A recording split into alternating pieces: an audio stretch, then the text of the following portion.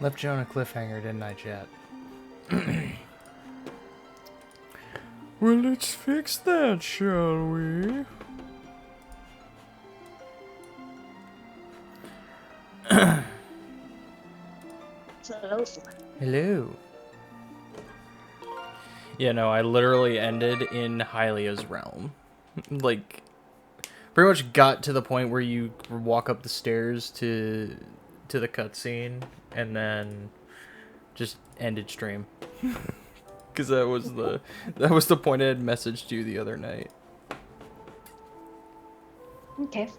So I have went ahead and shared my screen. This is what I do with Alex, since he does Phi's voice and a few other characters, just because like he enjoys doing it. So I went ahead and shared my screen, so that way you get a live version of the text as opposed to a delayed version of the text from my actual stream. Okay. I don't see it though. You don't? I went Like, live there. Do I go on Twitch or do I? It's in the voice call. Like, it should... If you look at the... Yeah, I don't see it. It says I'm streaming there. Oh, never mind. I found it. Hey, Alex.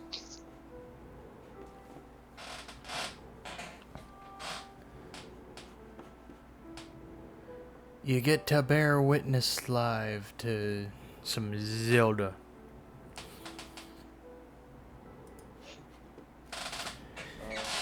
I'm gonna be muted for like 10 minutes or something. But Okay. I'll watch and stream. I'm sorry. It's okay. Pretty much 10 minutes is pretty sure full cutscene at that point. So it's okay. Alright. So you're watching. Got everything good to go? Zell? I'm good. Okay. Then let's do it, chat. Let's go see our wife. Oh, I gotta load this scene. Okay.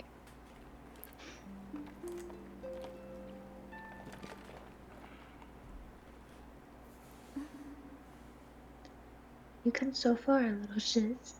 I'm glad you made it.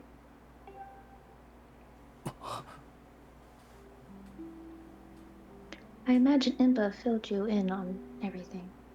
We've traveled very far from home. It's to this distant past. In this era, the wounds inflicted on the land during the battle between the goddesses and the demon king known as Demise has not yet healed.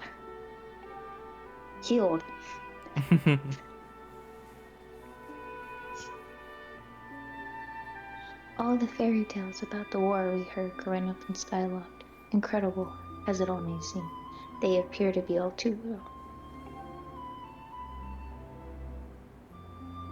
I think it's time you learned the whole story. Let me try to explain.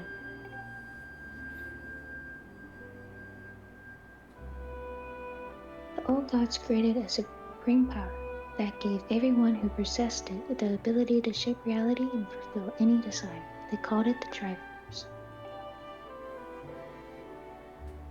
In this thirst to make the world his own, Demise wheeled the massive army of monsters forward. He sought to take the Triforce for himself by force. The goddess feared for her people. She used her power to send both them and the Triforce into the sky on a slice of earth she cut away from the land. This floating rock became new home of our people. In time, it became known as Skyloft.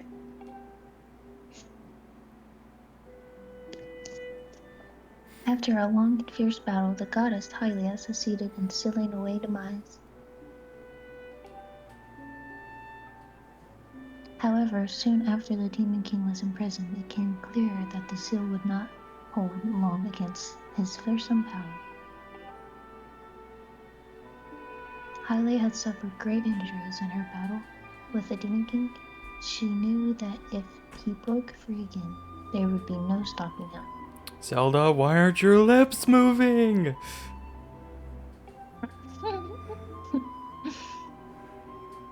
And if the Demon King were to free himself, it would mean the end of the world for all beings of this land.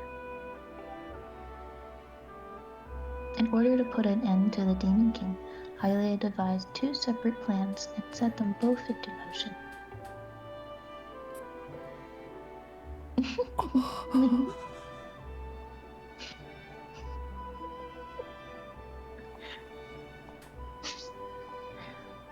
First, he created fire. She made the spirit that resides in your sword to serve a single purpose, to assist her chosen hero on his mission. Her second plan was to abandon her divine form and transfer her soul into the body of a mortal. She made this sacrifice, as you have likely guessed, so that the supreme power created by the old gods could one day be used. For a while, the supreme power of the Triforce was created by the gods. All of its power can never be wielded by one. Knowing this power was her last and only hope, the goddess gave her divine powers and her immortal form. You've probably figured it out by now, haven't you, little shiz? You are the chosen hero, and I, Zelda, am the goddess reborn as it.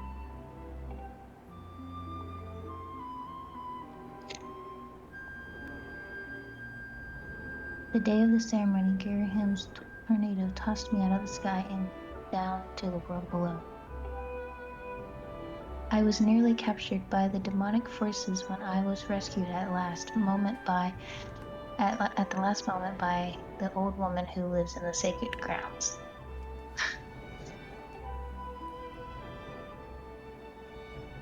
I had no memory at all of my existence as Hylia, but she explained to me. She helped me to remember who I was and what I had to do. I set out to pray at the goddess statue, located in each temple across the land. Each statue stirred up memories within me. After I visited them all, the agent of goddess led me here, to the past. All of this is part of the same great effort to prevent the revival of Demise. Stripped of his true physical form by the seal that binds him, he takes the shape of an abomination. But even in his hideous state, he is more than capable of devouring this land if we allow him to do what he desires.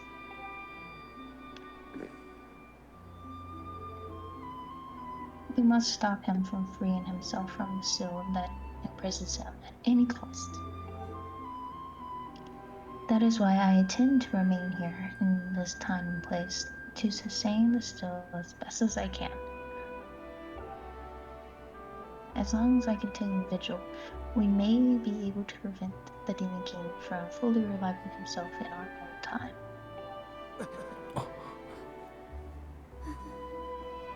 I must maintain the seal that I created so long ago and kept it strong for as long as I am able. With the memories of my former self returning to me, I can see now that it is my purpose. Little Shiz, God is created by and the great blade she is part of for very specific reasons. For the task of standing against Demise in the monstrous form he now assumes rests solely on your shoulders. Back in our own time, we've already driven him back into the prison twice now. I can't thank you enough for that, Little Shiz. During your long journey, you've grown so much. Zelda, I swear I'm listening. Just, there's something in my eye. You've learned wisdom from solving devious puzzles and traps. You gain power by honing and tempering both yourself and your sword.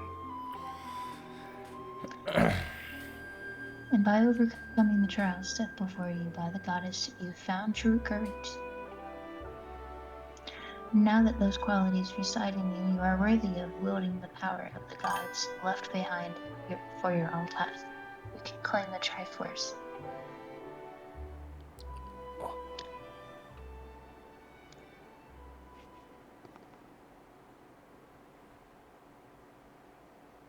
Valiant hero, you have endured many hardships and have journeyed far to your quest to reach this place. Along your travels you have found wisdom, power, and courage, and for this I shall bless your sword with goddess power. May it give you your sword the strength and drive back the abomination that threatens this land.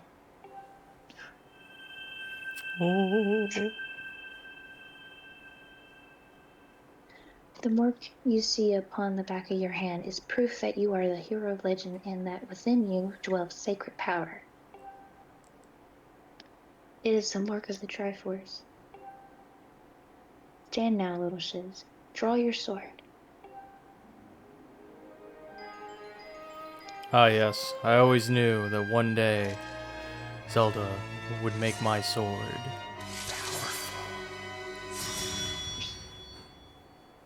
The goddess has blessed your sword, and the Master Sword has achieved its ultimate form. The sword is now imbued with the mythical power to drive back demons, and only Little Shiz may wield it. That's bullshit! Little Shiz, before I say another word, I feel like I owe you an apology. You see, the mark of the Triforce on your hand is the symbol of the greatest power in this world. If you can obtain the actual Triforce, we will have the power to vanquish Demise once and for all. The problem is, among the countless souls in this world, only a select few, those who, with unbreakable spirit, can wield its might. It's impossible to know the true reason why the old gods created the Triforce, but I have a theory of my own. The gods created the Triforce, yet they specifically designed it so that their own kind can never use its power. Somehow I think it may have been their way of giving hope to all of the mortal beings of the land. Which brings us back to you. To face Demise and to give the land hope, the goddess Hylia needed someone with unbreakable spirit. That someone is you, Little Shiz. But spirit alone wasn't enough. You had to overcome many trials and awaken the hero within yourself so that you could wield that supreme power. And so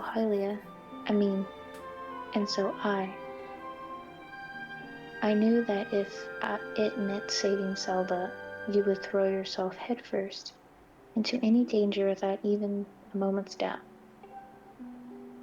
I used you.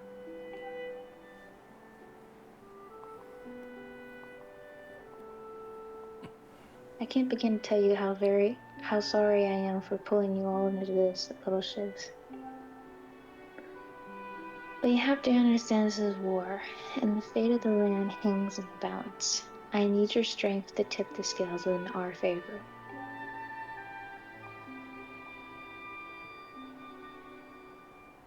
All that may be well-intentioned and true, it doesn't mean it's right, and it doesn't excuse any of my actions. I am prepared to pay the price for what I've done. To ensure that the seal holds, I will remain here in this time, deep in sleep for thousands of years.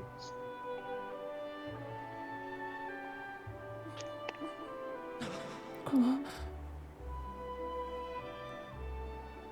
Little sis, I can't say it enough. I'm so sorry for the way I had involved you into this. But until my memory of these things before our lifetime returned to me, I had no idea we were fated to carry such a heavy destiny. But for all this, I was happy just spending my days hanging around with you in Skyloft. I wanted that feeling to last forever.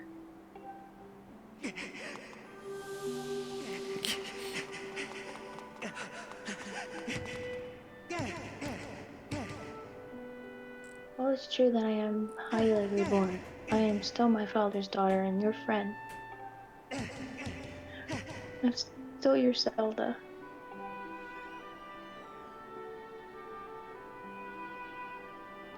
When Demise is finally gone, there will be no more need for the seal that binds him, and then I'll be able to wake up. So I'm going to ask you a favor, sleepyhead.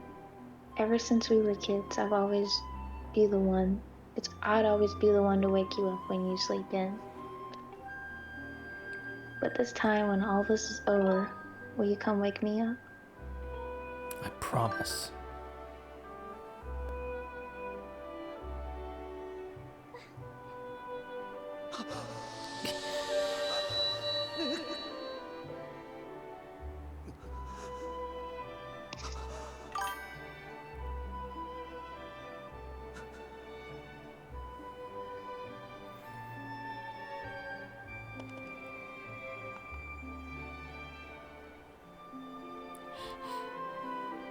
Even when I can't hear the audio, it's still very heartbreaking. It is a very emotional. It is a very emotional scene. Yeah. But hey, you did it fantastically. Yeah. Okay, thank you. I Recording- tried. Yeah, no, that was amazing. Recording that episode literally took me 1,000 takes because I kept stumbling on words that I really didn't have to stumble on. Yeah. I But was literally crying. I was literally crying like a weenie in that episode. You can hear it in me. Weenie, Super Weenie Hut Juniors. But yeah, also, Zelda, if you are, interested in voicing Zelda at like in the late game, pretty much for the final stream, because more than likely I'm gonna do in the final stream, I'm gonna do Skykeep and the rest of the game. Just let me know, and like we can set up like whatever day works best for you for that stream. When I get to it, Okay. at least. Okay, that sounds good.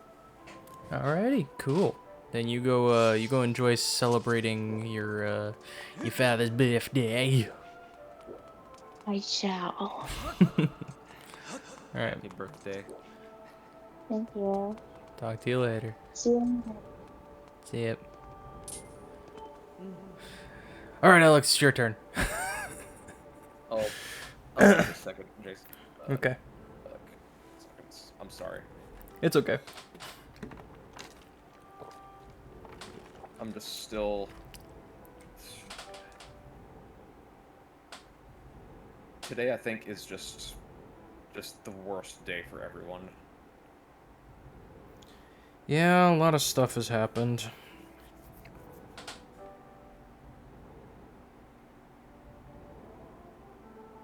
Alright.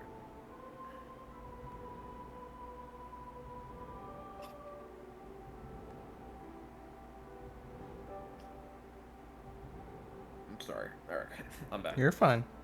Don't worry about it. Alright. I see you've said goodbye.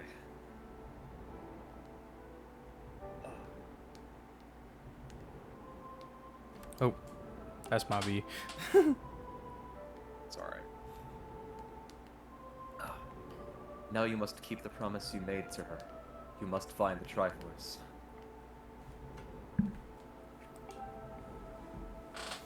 Return to your time. There is work to be done there. Do not fear for Zelda. I will watch over her here. Go now and fulfill your destiny. So I do have one genuine question. When did my sheath change? The sword's magic. You choose the sheath. It doesn't choose you. In Soviet Russia, sheath choose you.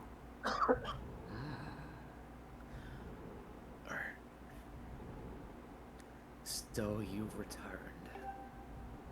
Oh. Then you know everything.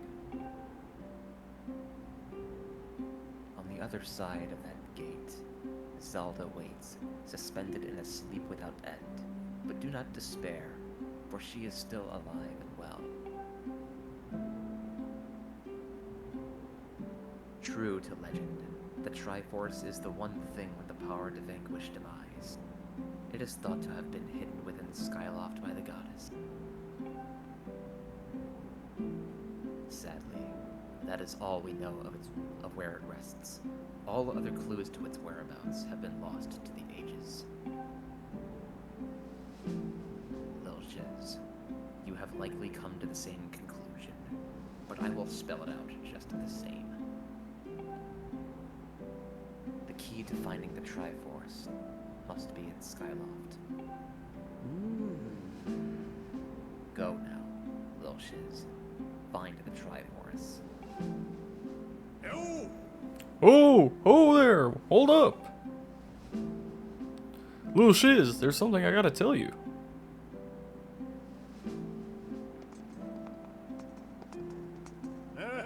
So Zelda, how's she holding up? Was she okay when you saw her? That's terrible. It's gotta be so hard for the poor girl. But you're gonna do something about this mess, right? Lil Shiz, I've made up my mind. I'm not going back. I'm staying right here with Granny. Oh, don't look so bummed out. Do I look sad? Nah, I'm doing what I want to do. I don't know how to explain it. I got this feeling in my belly that there's work to do here. Someone's got to watch that big ugly monster, and someone's got to make sure Granny's doing all right. I ain't as action-packed as what you're doing. It ain't as action-packed as what you're doing, but maybe this is my destiny. You know what I mean? Besides, it's not so bad here. Living up in the sky was okay, I guess, but don't you just love the way it smells down here? What? That's not weird to say. Check it out. Zelda and Granny have brought life back to the land here. I bet even the weakest sapling could grow into one beast of a tree in soil like this. It'd brighten this place up a little too. I mean, sure, it'd take a few years for it to grow, but as far as I'm concerned, I got nothing but time. It's weird to say out loud, but that's just how I feel right now. So yeah, you know, when you get back to Skyloft, do me a favor and let people know I'm doing okay down here. Colin and Stritch might get a little emotional since they looked up to me, but you tell them I'm happy, okay? Thanks, Lil Shiz. I hate to say it, Bruce, but there's something you gotta know. Colin's not doing too hot. Stritch, I don't know what Stritch is doing. He's having a problem, but, I mean, Colin's not doing so hot. He's just messing with bugs. Anyway, I have opinions about this part of the game. Too many of them to count. Sucks that you can't actually see Zelda back there. They didn't put her model there. So just to touch up on this particular segment of game, Groose just glows my soul at this point, because as far as we've seen him from the very beginning of the game, where he's just his snarky self, he does not want us to go after, or at least fend for Zelda, nor, let alone be on top of a statue with her. Where did this come from? Like, literally, where did his big heart, like, just like the Grinch, come from? You know? Yeah. The fact that the character development, just mainly for Groose, and mostly Zelda, but more of just Groose, since it's more apparent in him as a character, just shatters me in many ways. I literally cannot play this part of the game without just, you know... Tearing up. You know, yeah, I leave the sealed grounds with just this sense of emptiness, you know? Yeah. But...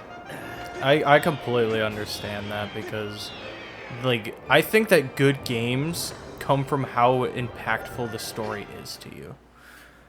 Also, yeah, Zandy, I do agree.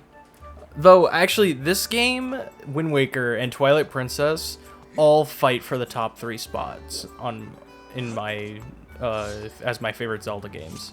Wind Waker still has a beat just because of personal attachment to it, but it's like these games are just, they leave such an impression, and I don't know, it's like, to me it feels like and I hate to say it, Breath of the Wild and Tears of the Kingdom's story, because they were focused more on the open worldness. I mean, Tears of the Kingdom got better in story, but I don't know, it's just like,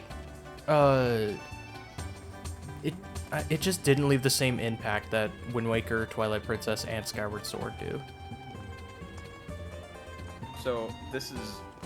I don't want to label it as spoilery, but this will be a big segment of the bonus video. This game, Skyward Sword, not a lot of people bring attention to it, but very few do, as far as I'm concerned. Yeah. Skyward Sword preps you for a lot of what you see in Breath of the Wild and Tears of the Kingdom, because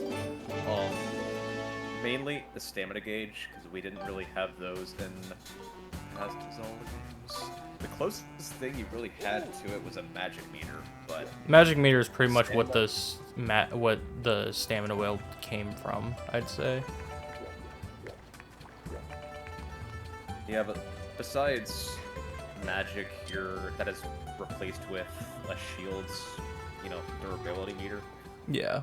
However, Nintendo is being really just gradual with their flow of Zelda games, because this one in particular just preps you a lot for DOTW and Octowa. Yeah.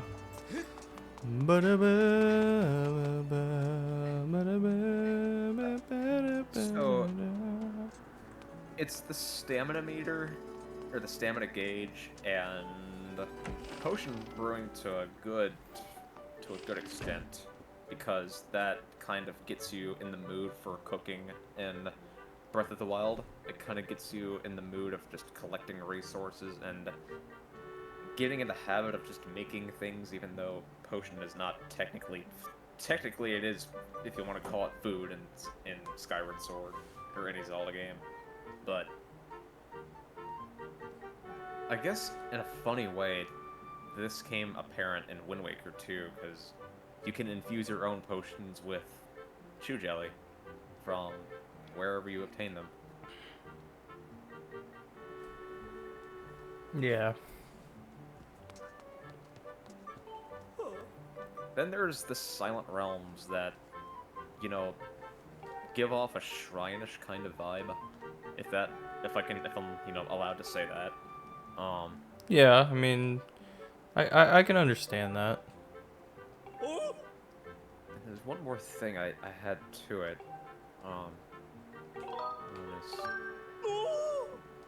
Ooh. There's also the Sailcloth, which gives off a nice resemblance to, Paraglider.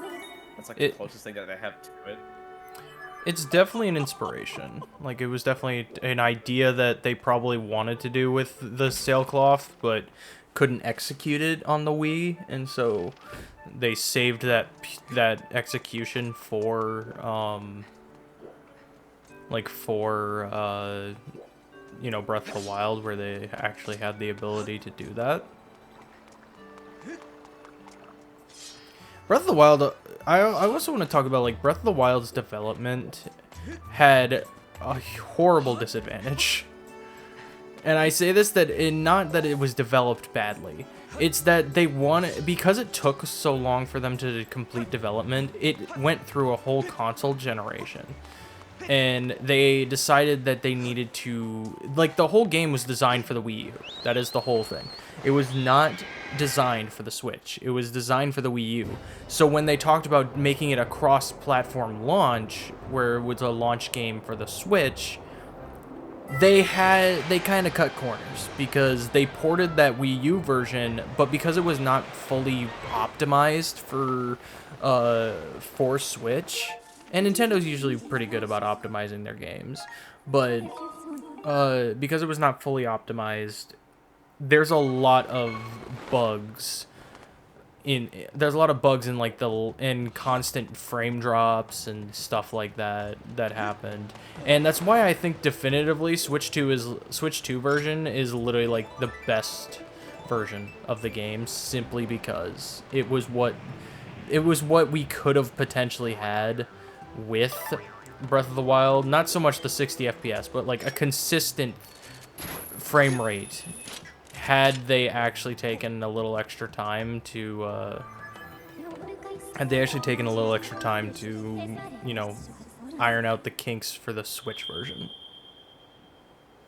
But that's just me. I mean, but don't get me wrong, like, Breath of the Wild and Tears of the Kingdom on the original Switch still rock, like, believe it or not. Like, just aside from... Oh, absolutely. Non-consistent, that those titles just still, you know, scratch and claw at you, like, well, it's like, you know, your soul. You could tell, like, how much Tears of the Kingdom was doing, because, like, you know, they couldn't do that stuff on Breath of the Wild because it was on a weaker console. Like, the Switch, or the Wii U was not powerful, so they were not as powerful, so they couldn't do as much with that. Tears of the Kingdom literally showed them putting everything they could into the Switch's power, and, like, showing what the console was capable of in running in a game. And I think they did a good job, because it was even it was fairly consistent. Only certain areas dropped in frames, but, like, I think that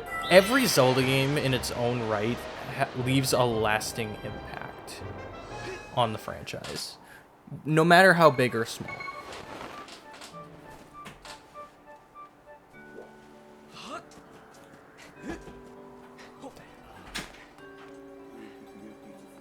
Yes. No, I had like 3 pieces left. Well, 3 on top of the 2 that I was already gonna use for work tomorrow. I have 3 pieces total left. Yeah, it was delicious, thank you. But yeah, like everyone, you know, Zelda 1, it was the first Zelda, so obviously it left a good impact. Zelda 2, while not a lot of people liked it, it was the first time we saw Nintendo really take a leap of faith with a gameplay style. Like, they wanted to try something new with Zelda, and they did. And then obviously A Link to the Past literally was like the refined Zelda. It gave us a lot of things we have today. Like, no other game can say they gave that much. You know, Ocarina of Time literally is just known as one of the best games ever made. I don't personally think that, but that's just me, because I've played so many other games that are much better than Ocarina of Time. But, like, then, you know, Wind Waker and Majora's Mask are literally both games that, they're literally both games that show, they're both games that show, you know, Nintendo taking big experiments and, like, rolling with them. So they like experimented with Majora's Mask, and they experimented with like creating a cartoony Zelda with Wind Waker, and Wind Waker even has a lasting impact on like having this great big open world. And while yes, it's not, you know, it's very vacant in some parts, you can explore every single square of that, and it's still pretty beefy. And then like, you know, Twilight Princess has the right, or the, you know, earnings of being the darkest Zelda game, not to mention the first time they actually went to the realistic style. Skyward Sword. Honestly, I think Skyward Sword's impact was like pretty much ironing out characters. Like these are the best characters I've ever seen in a Zelda game. And just like the story and characters in it, everything like is perfection. The only thing that I think people don't realize with it is because of the fact they just look at the controls and they were like, oh, these motion controls are dreadful. I hate them. It's like, bruh. Yeah, I talked really briefly about those during the credits and the finale.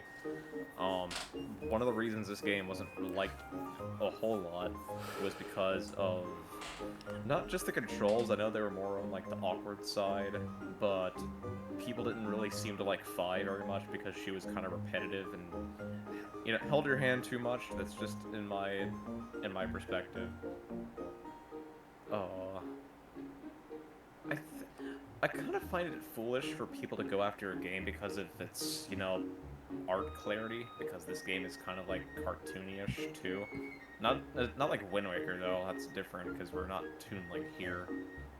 But if I had to genuinely pick between Skyward Sword and Majora's Mask as like the, you know, in terms of emotion, I think Majora's Mask does a better job at just soul-crushing you and just making you think, oh, like, this has just changed me.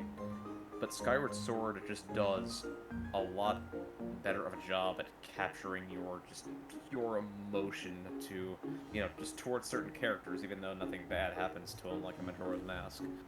Yeah. If I had to give it a genuine, like, judgment, like 10 out of 10 for emotion slash, you know, emotion capturing wise, I probably would give it a tie. Because they're both great games. I love them both. I mean, yes, Skyward Sword has its flaws, but it rocks. Majora's Mask has its, you know, downfalls in ways because of it's more on the very challenging side, and it's more... I don't know which game between Majora's Mask and Skyward Sword that I would call more mentally exhausting, but I probably would have to hand that over to Majora's Mask for good reason. Yeah. Because you're under the pressure of a 3-day counter, which is not normally the niche of Zelda. But that's Nintendo. Indeed. Ah, hello, little shiz. Have you heard anything more about my daughter? What is it? If you know anything at all, I urge you to share it with me. Sorry if I held you up there. I know I was kind of rambling a lot. But You're fine. It's always good to have you know, topic moments where we talk about stuff. It's always good to have that during stream. I'd like to think. Yeah. You want to tell me, but you can't. I understand. I'm sure you have good reason for being quiet. Little shiz, I've been doing some thinking since we last spoke. You've had this destiny thrust upon you without warning, or choice, for that matter. But I wish to help you as best I can. I'm getting older, and I lack the vigor of youth, but even old men have ways of being useful too. I wish to share as much of my knowledge with you as I can.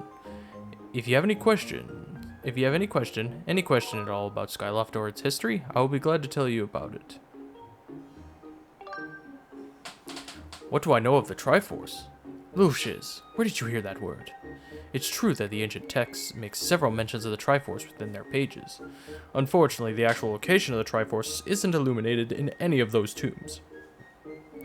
Its whereabouts are lost to history. Sorry, Lucius, it shames me to say it, but my knowledge is of very little use on this subject. Well, I guess it's back to square one. That- Little shiz, just a moment. Though there is one whose vast knowledge may be of use. Surely you're familiar with Levias, the great sky spirit who has guarded our realm for ages. Levias has served as the protector of our skies for a long time, and his knowledge of our world is encyclopedic, to put it mildly. If anyone in the entirety of Skyloft and beyond were about to know about the Triforce, it would be him. Yes, I fear that might have been your next question. About that. I imagine in your travels you've taken notice of the tremendous thunderhead that suddenly appeared in our skies. Recently, I've heard rumors suggesting that Levias is trapped inside that massive cloud. I asked Instructor Olin, to look into this troubling cloud in order to determine if there was any truth of these rumors. I had meant to inquire about his findings earlier, but forgotten about it after Zelda went missing. Instructor Rowland will can fill me in on the details later. So why don't you speak with him yourself and see what his investigation has revealed? Let's go.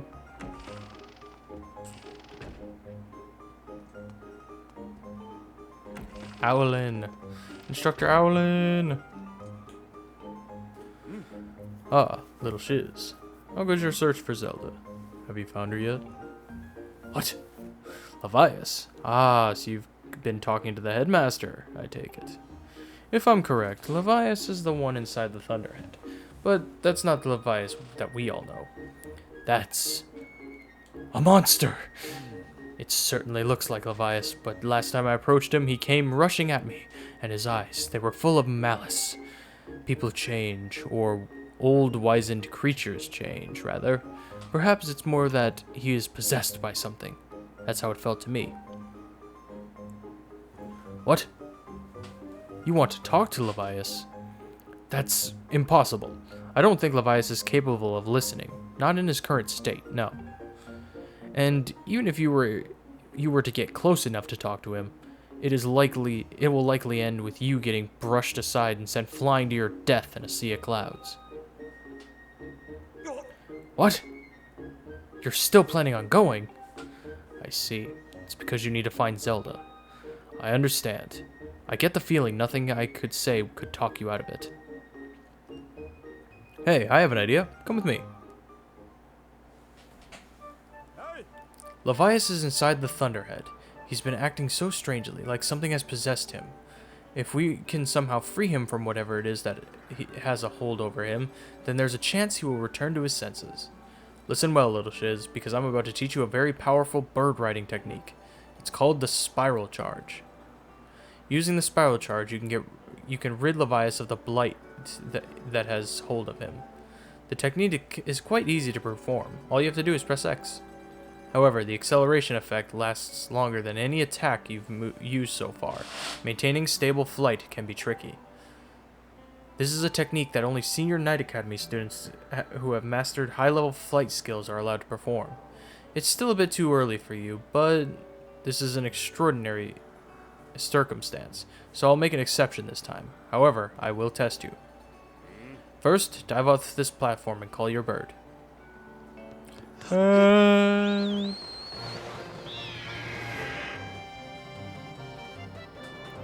Listen up, little shiz. I taught your Loftwing to perform a spiral charge when you press X. Use the spiral charge attack to break the 10 targets placed around the floating boulders up ahead. If you can destroy 10 targets in under 120 seconds, I will recognize you as a skilled bird rider. Alright, off you go.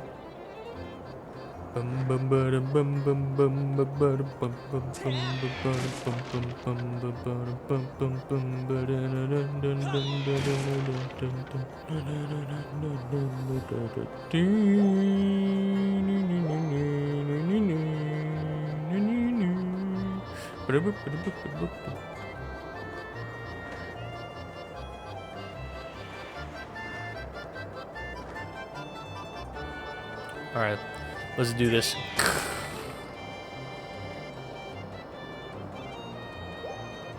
Ooh. Fuck.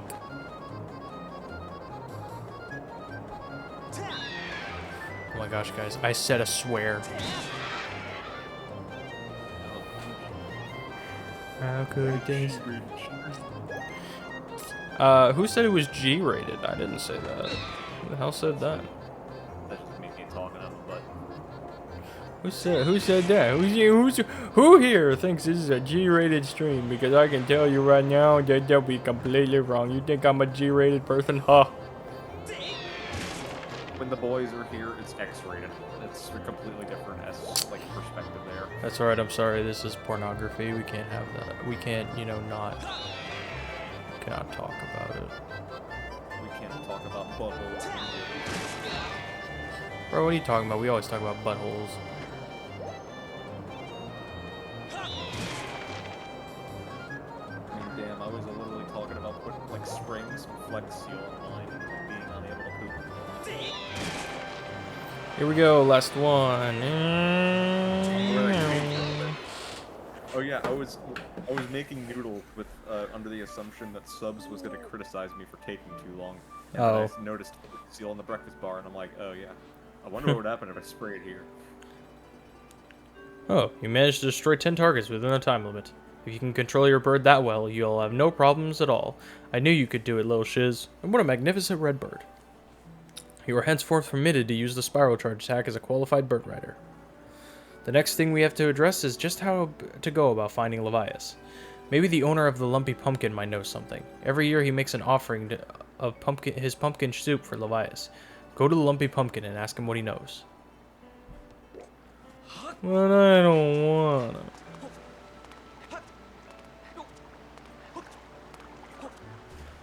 I mean to me. But yeah, so our next story objective is the Lumpy Pumpkin.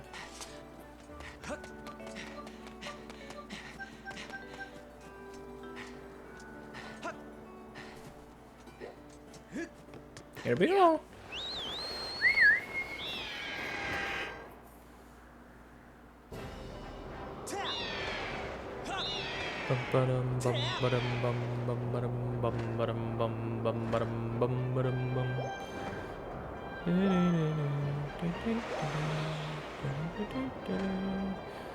It's been a while since we had a Goddess Cube chest, right, Chad? Well, don't worry, it's because we've gotten them all so far.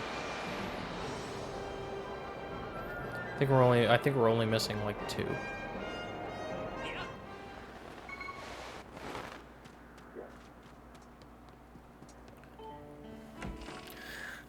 Okay, chat. I need to use the bathroom real quick.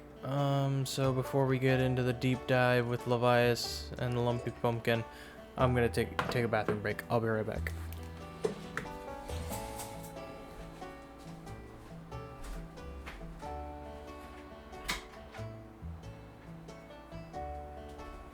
Actually, because I don't know how long. Yeah. Let's see. I'll go.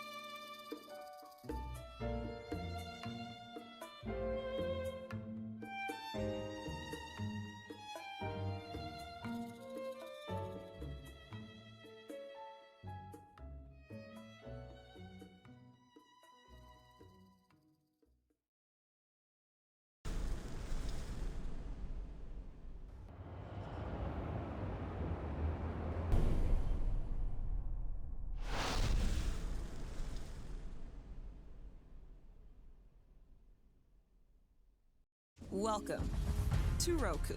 Roku makes every part of the TV experience better, including the ads. You get massive reach across multiple streaming apps and channels, all in one place, so you can reach your audience wherever they stream. Huge scale, TV's most creative and engaging canvas, and unmissable ads. Better TV for everyone means better advertising for you. Whoa! What?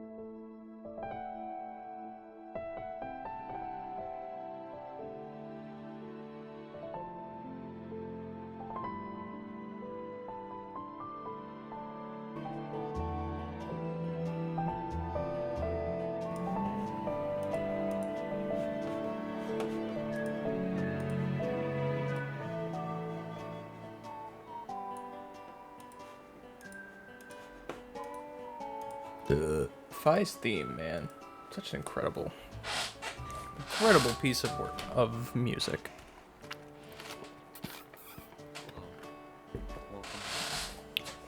Indeed.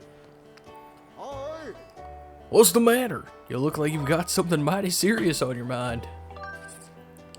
Levias? What about him? Sure, I know Levias well, but I wasn't aware anything was wrong. Every year I offer him an entire basin full of my pumpkin soup. But lately a huge thunderhead has been brewing there, and I haven't yet made this year's offer. I tell you, I feel horrible about it. You say you'll deliver a pot of my soup to Levias? Huh, I don't know how you plan to fly into that huge thunderhead brewing out there, but if that's the case, I'm gonna do everything I can to make Levias the best batch of soup ever. You wait right here. I'm getting inspired to fire up some soup like I've never souped before.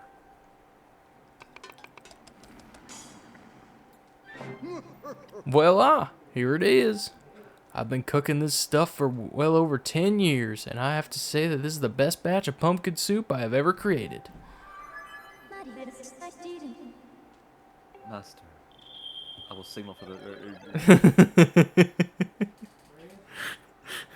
This game gives me no chance to grieve, man. I don't get it. That was me, my bad. It's alright. Miss Fi, I'm here, Berserk. Yeah, I'm giving Scrapper to you because I have no better voice for him. Oh, this is another heavy load, but don't worry, I can carry anything. I'll be waiting outside. I can take you wherever you need to go as soon as you're ready. Don't you mean take it? Scrapper. How are you gonna get that through those doors? Yeah, in a funny way. In a funny way, I'll say it after this dialogue. The place where I offer soup to Levias is inside the Thunderhead Cloud, on an island with an everlasting rainbow. Oh, you'll know it when you see it. Good luck. So, for as long as I've played this game, when that pumpkin appears in Lumpy Pumpkin, I could just like picture Gunnery Sergeant Hartman just like coming down from the corner of the screen saying, "Holy Jesus!" What is that? What the fuck is that? Holy jeez. It has its reasons. No, don't fall off the fucking obstacle. That would break my fucking heart. If God wanted you up there, he'd Mary glue your ass up there, wouldn't he? Are you quitting on me? Then quit. Scumbag looking piece of shit! Get the fuck down off my obstacle! Get the fuck down off my obstacle! Now! Move it! I want to rip your balls off! Dude, the actor who played him, I love the biggest fact that he was in a Crash Bandicoot game. No. Yeah. You're pulling my leg. No, he voiced he voiced I think it was Adwa in Crash Bandicoot: The Wrath of Cortex. You're literally kidding me. You're gonna show me this after. I shall gladly do so. Or it's Wawa, that's what it is, Wawa.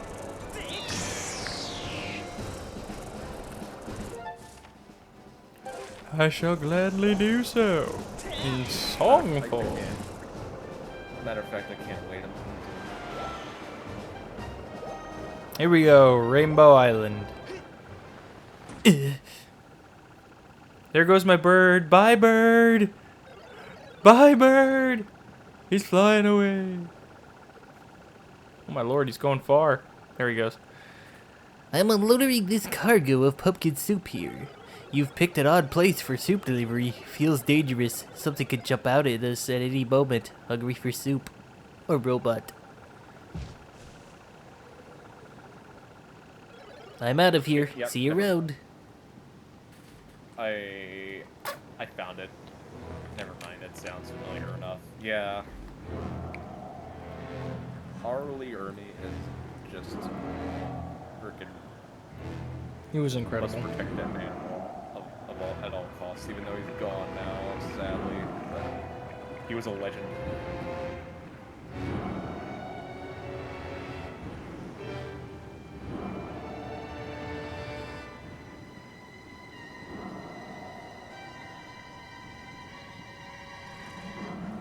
Here we go. Great Spirit of the Skies, Levias. Something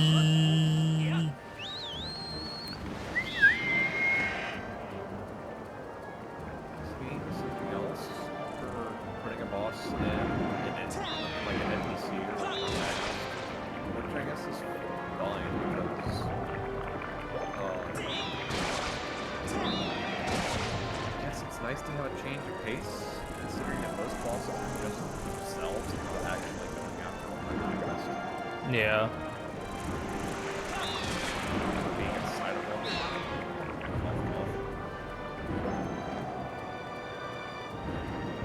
Alright, let's see. There we go.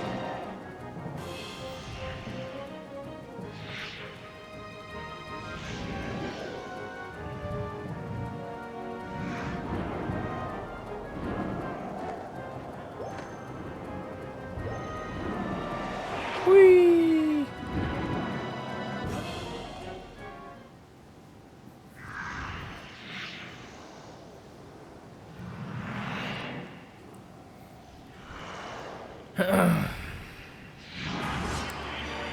Ocular parasite, bilocyte.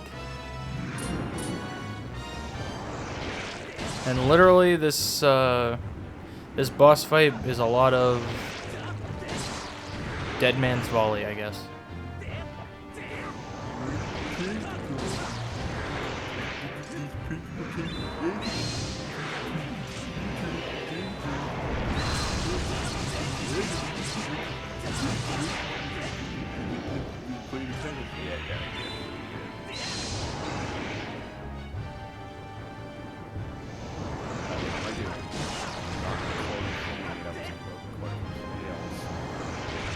You sure about that?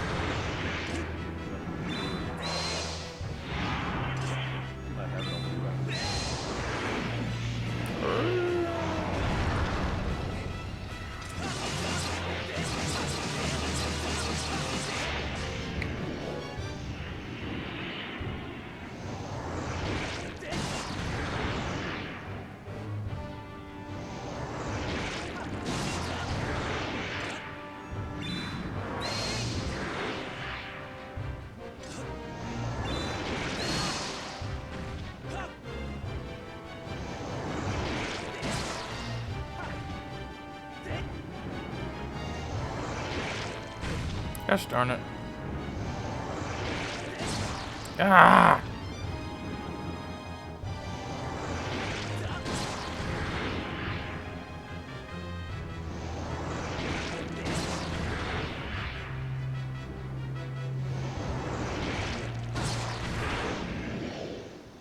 Something tells me his eye was not supposed to be closed like that the entire time.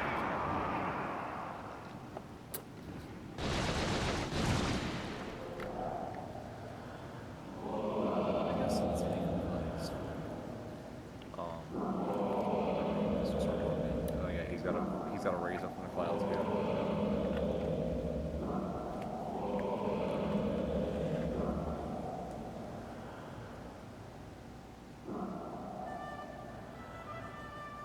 Yeah, since Levias is a character that we don't see too much of,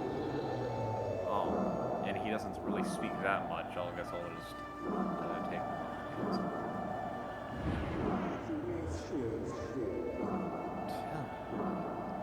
Was it you who brought this most delectable cauldron of pumpkin soup? I must apologize for my earlier behavior. A most peculiar and irksome past possessed me. I was not myself.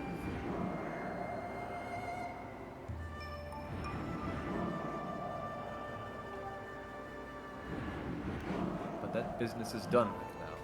The delicious aroma of that soup has restored me to my senses.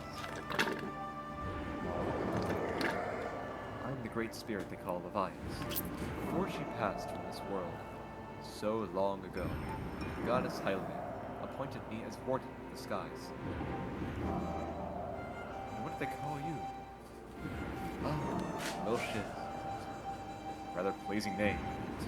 Your parents clearly have excellent tastes in names. Clearly. Yep. Jake. The one who made the name? Actually, it was Zell who came up with that name. Zell. Looking at you in the comments, Zell. Anywho. You carry a curious sword, and I sense a silent power dwelling somewhere in that little frame. Is he just willingly calling the Master Sword little? Alright.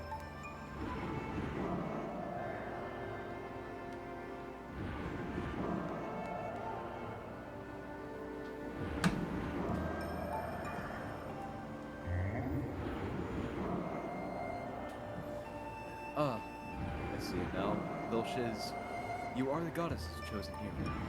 How interesting. I assume you've come to here right now at the trial. Going off script here, if you select his dialogue is pretty funny. But anyway, as I suspected, listen closely, and I will tell you.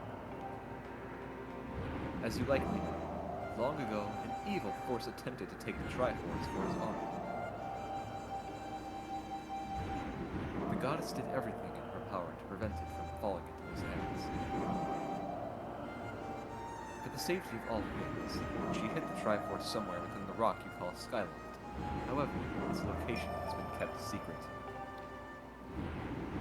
Even I do not know where it rests now.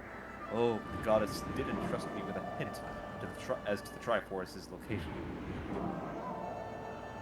The clue is a song, meant to be played on the harp you hold. It is known as the Song of the Hero.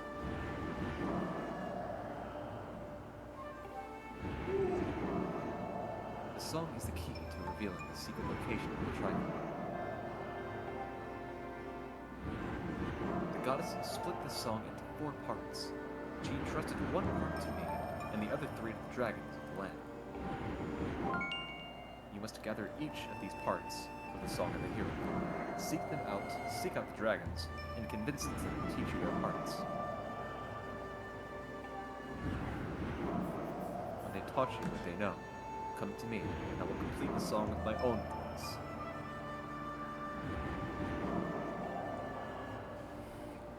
The dragons can be found at Farron Woods, Eldon Volcano, and Lenaber Desert. Go on then. Find the dragons you now seek.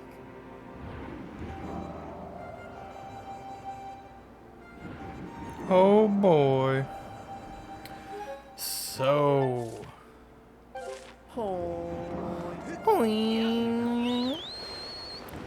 Alright, so we are. Screaming Hoy was a really giant moment. This was a specific part of Wind Waker. I'm sure we all know. He's all wee pair.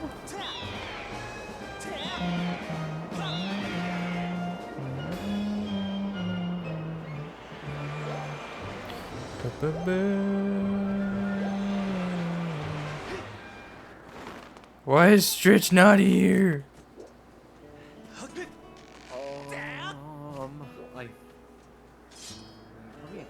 Let me double check something. I may know of an answer. Just give me one second. Playlists. View. Okay. So.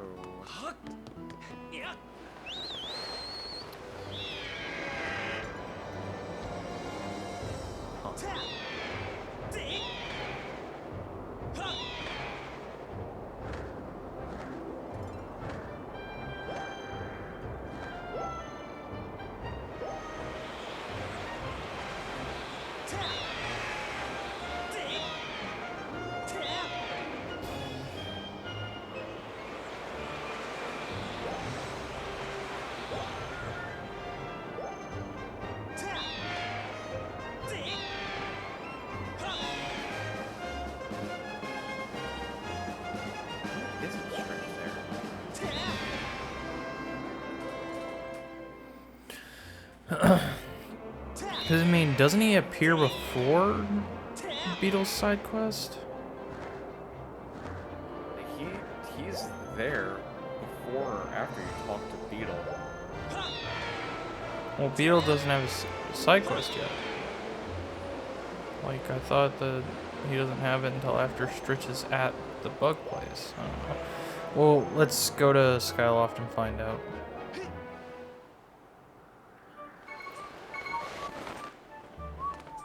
Okay. Go talk to Beetle first to see what he says. Because if he doesn't have the 3 dots over his head, that means his quest isn't available.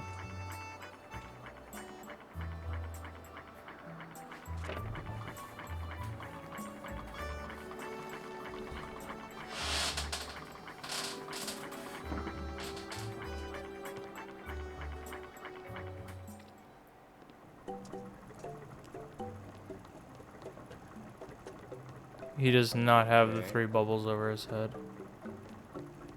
Okay, Stritch is still available. I did this in my own. Huh? Oh, she's always in a hurry to get somewhere, aren't you? Hey, you have a classmate named Stritch, right? He said he's discovered some kind of insect paradise inside that big thunderhead. That guy really loves bugs, doesn't he? Wonder what he intends to do with that insect paradise. That is a small part. One that I didn't even know. You have to talk to the brother of the girl who was shedding the tears because her bird got injured on the island, bring the spores, and then she saved.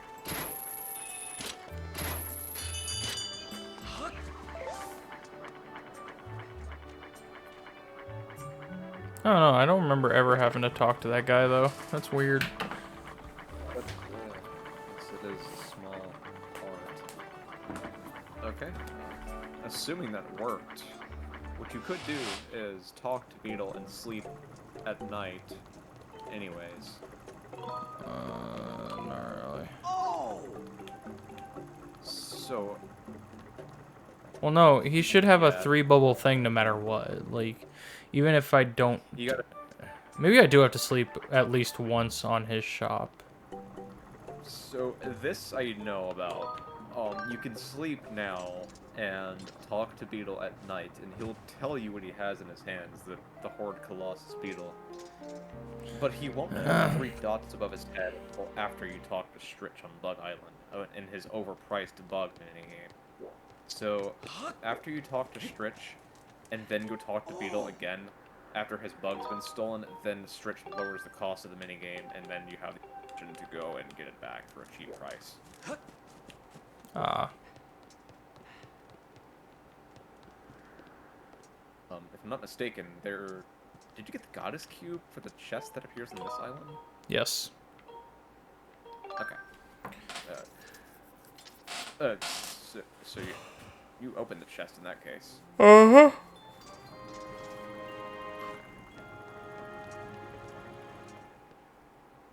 And I assume, looking at the chart at this point, you have gotten the gratitude crystal that appears on top of the airship. Yep. Okay. I've Caught it better than me. I've gotten all the loose gratitude crystals. The only ones that are left are all the side quest ones. You caught it better than I did because I was even kind of prolonging the inevitable of this game. And just did whatever the chart told me to do.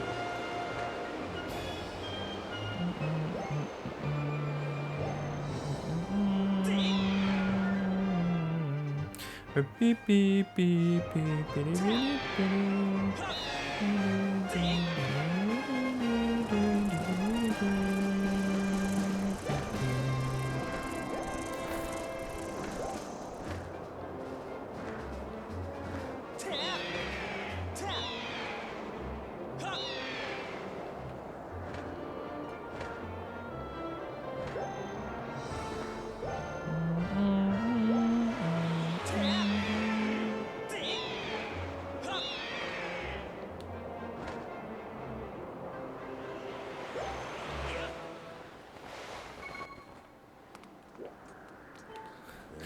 Hello, Shiz. I wasn't expecting to see you here.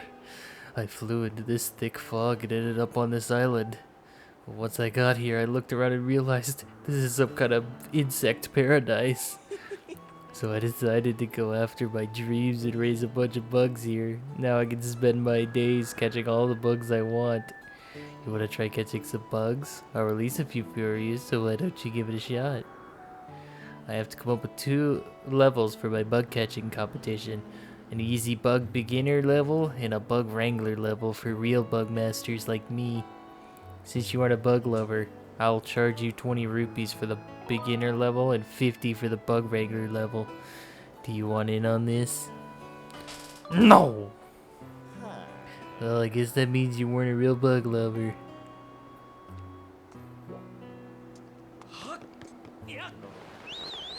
Notice the flaw in What? It wasn't extreme. It wasn't as extreme as Emil's no when he finished the dog racetrack and he was asked if he wanted to return again.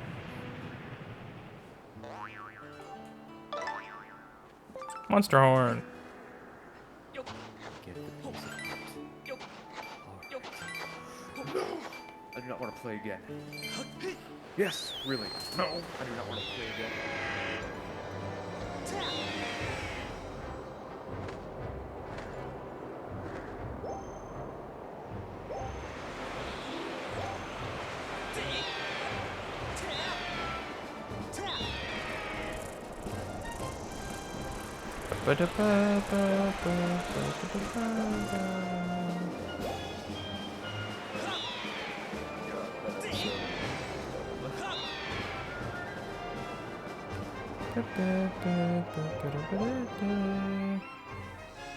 Yes, a giant gray wall for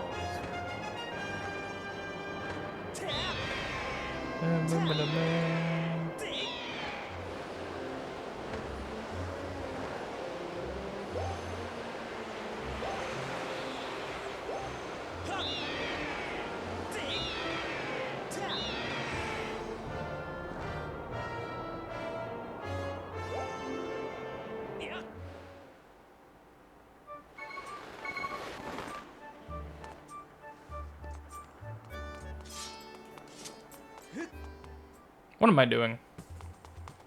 What am I doing and why?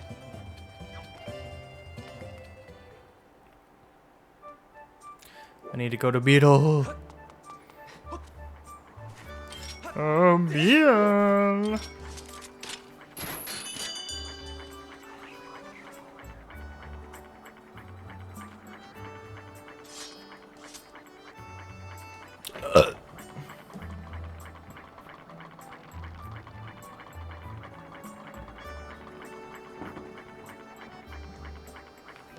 Hello, Chair Conroy.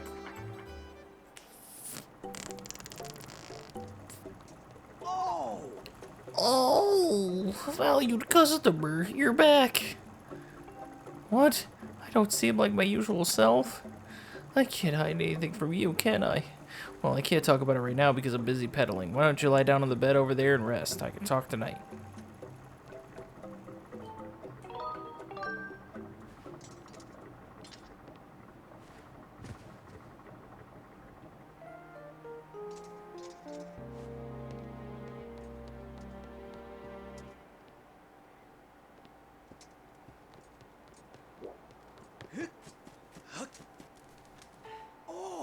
Ah, you've mounted my bed and rode the sleep sheep through the fields of night once more. You were out like a log. I dare say you weigh as much as a log as well, and a rather large one at that. Pedaling around with you on board is quite enervating me. It's quite all right though, old bug. I'm actually getting rather used to it. You're getting me into cracking shape. But I won't. I'd be remiss if I didn't let you know of the weight on my heart. My precious horned colossus beetle has gone missing, along with his cage. It's a tragedy that shatters a man to the core. 'Twas such a rare insect and so very, very friendly to boot. Oh, truly? I must thank you. I shouldn't forget this. My precious horned colossus beetle, please go and find him with all haste. He abides out there somewhere, all alone in the wild. I beg of you.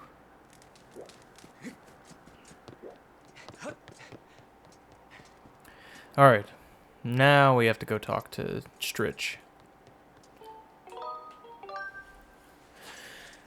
Because Stritch has the horn beetle we are looking for.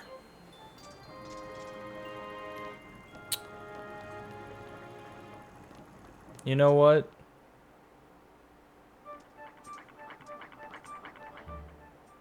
This will be one of the last times. We gotta do it.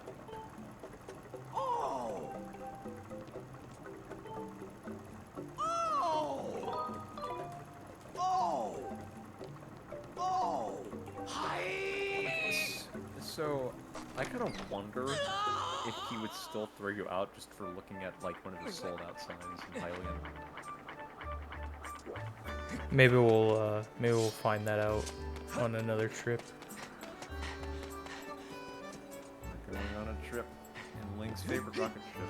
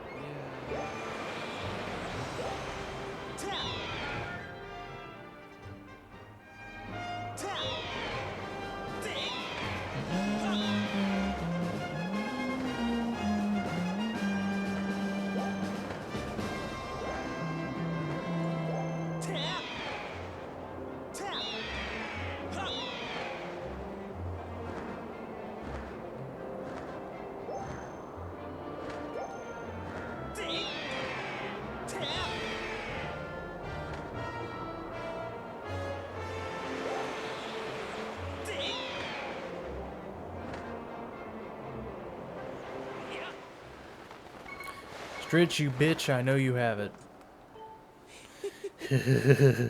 Well, it's little shiz. How's life? Oh, you think I look happy? Well, I guess I can't help it. I mean, I did discover an insanely rare insect after all. You want to know more, huh? Well, let's just say I managed to land a legendary horned colossus beetle. It's pretty much a miracle that I found it. I can't stop laughing or smiling. I'm so happy my face hurts. What? You're saying that this is Beetle's pet bug? The same beetle who flies around in that shack selling his junk? So you really think a sob story like that is gonna work on me? What a joke. I found this bug and it's all mine. I suppose it would be kind of mean to keep someone's favorite pet bug, but at the same time I don't feel so bad that I'm just going to give it right back. How about this? If you can pull off a time in my game that makes me admit you are a master of bug collecting, I'll give you this little guy back. So, what's it gonna be? Are you up for the challenge? And this is because this is still business. I'll be taking 10 rupees from you. Well then, go get 10 insects of my choosing. I'll be timing you. You've got to get 10 insects in 3 minutes. If you somehow do it, I'll give you the Horned Colossus beetle back. Alright then, get ready. Get set. 3, 2, 1, go! It's a good thing I know exactly where all these are.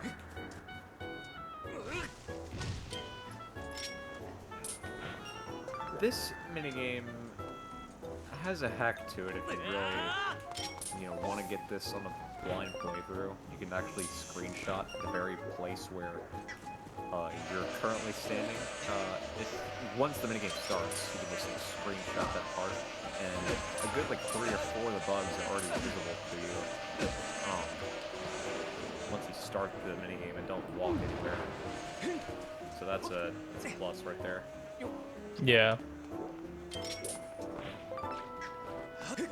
Also, I wanted to talk about Beetle's dialogue on his island, even though we already passed it up before we began this quest. Since he just had his horned colossus beetle in his hand. His accent. What does that mean? Well, he is also Hylian, and also comes from a deep culture that just permits him to execute his personality that allows him to sell things. Well, what does that mean? I guess you can call him Italian and not Hylian because he's very loud and persnickety during the day. I'm reusing that word from the, the Pequee hermit from the top of the tree. Beetle has a sales tactic. He's kind of a salesman of not the highest intelligence, but he has ways of getting people to say yes sometimes, and one of his ways is just being loud, and at night he's just calm. So there you have it. Okay, you're done. Who would have thought it would be so easy for you to break the record time? Okay, as I promised, here's the Horned Colossus Beetle.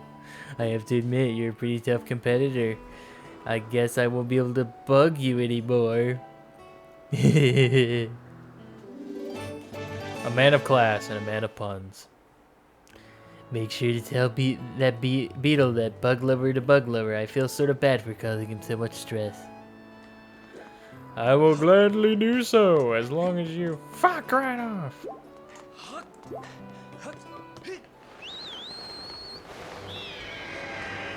Let's do this.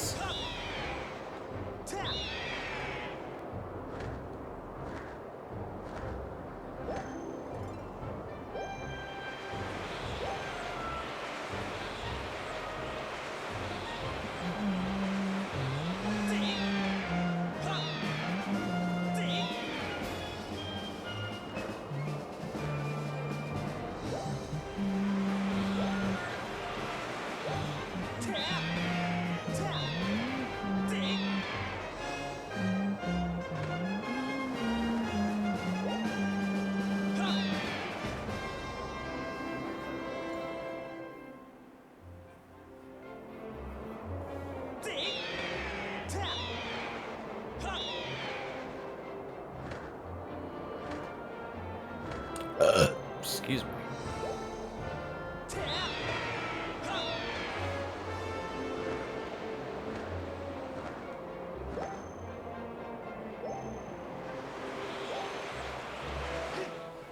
Yep.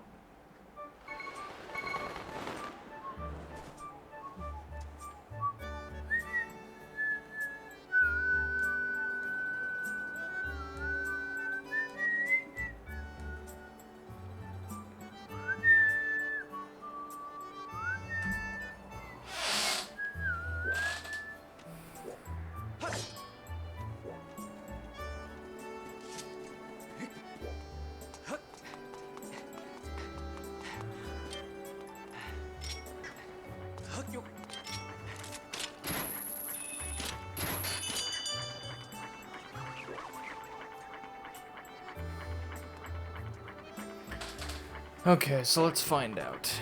Let's find out a very interesting fact.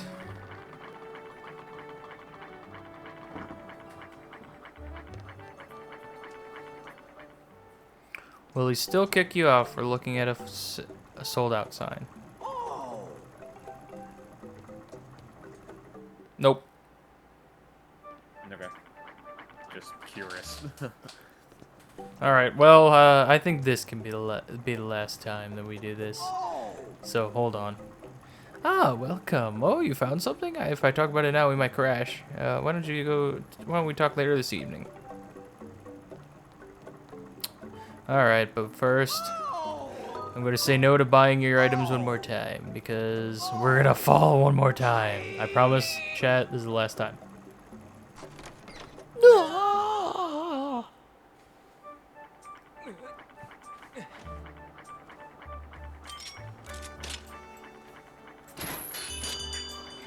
Quite an interesting location to fall.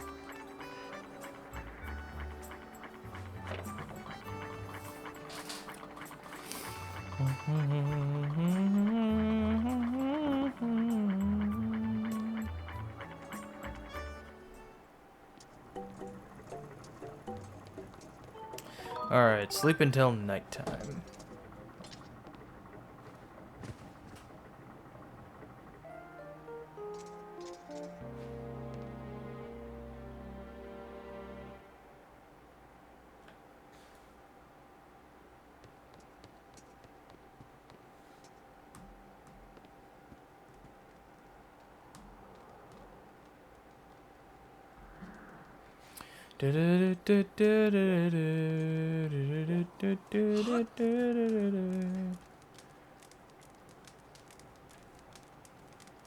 Dude, talk to him.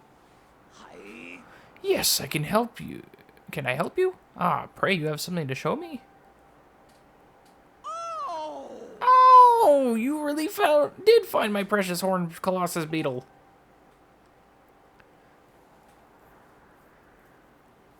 You found him, my dear bug. I thank you from the bottom of my heart.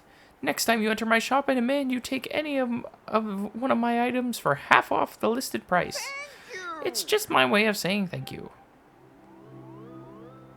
And we also get 5 gratitude crystals. Only 10 more to go.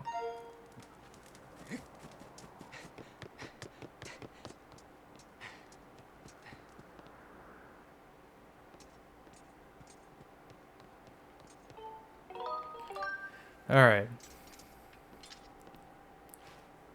And the reason I have prolonged buying this final item of beetles is because thanks to this side quest, we get it for only 800 rupees.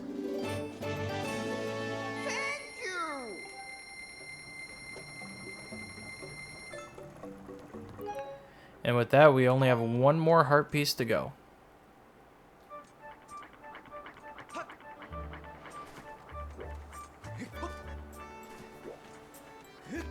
Alright, it's time to start looking for the Song of the Hero. I'm sure people are going to probably catch on that I could technically go see Betro, but I think I'm going to go ahead and just wait till... I think I'm going to go ahead and wait to get his last 2 rewards until we have all 80. Just because they're not of any huge significance right now. We have more pressing matters to get to. We're going to Lanayru. We need to head to the West Desert.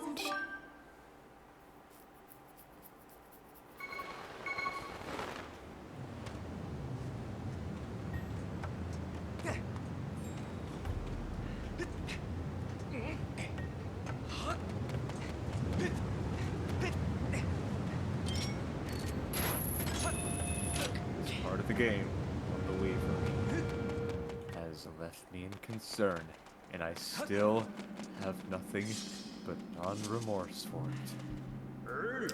Hey, over here! Oh wait, that's Golo. Never mind, that's you. Oh God. Hey, over there! Is that you, little shiz? Oh God. Nice timing. I mean, I've been meaning to look for you. Over here for a minute.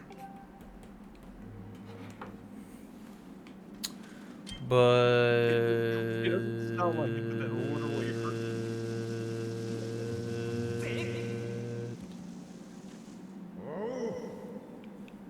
Nice to see you, little shiz. Say, ever find that sacred flame you're looking for? Really, you did? Great. Well, I was pretty curious about it, so spill all the details. I see, so that's, after all that adventuring, you finally found it. Well, shiz, I have to say, you are pretty amazing. You're not the only one.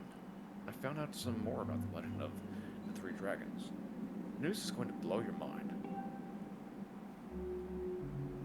So I found out that there is indeed a hidden area beyond here. There's a narrow path that I cannot fit through without, losing a few pounds. My theory is that it's probably placed at the home of the Thunder Dragon, one of the 3 dragons in the legend. And I'm convinced that these robots must have something to do with it as well. The Thunder Dragon. bunch of robots. Time shift stones. What a story! That's it. That is literally all he has. Kaboom. This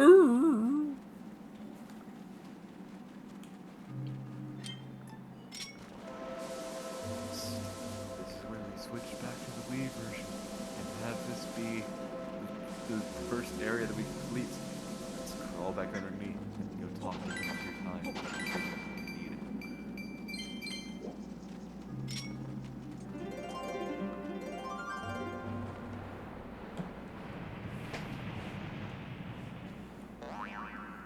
Boing.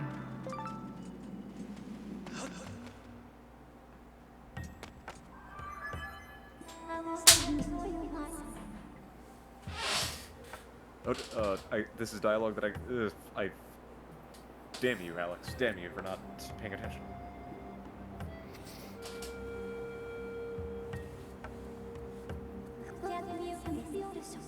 Signs indicate that an ancient civilization established a quarry here to mine the deposit of high-quality time-shift stones. Consequently, the terrain is intricately subdivided within the remnants of long-abandoned mining equipment, such as mine carts and their tracks. Why?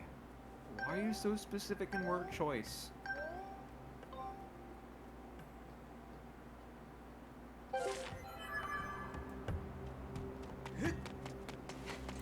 Okay.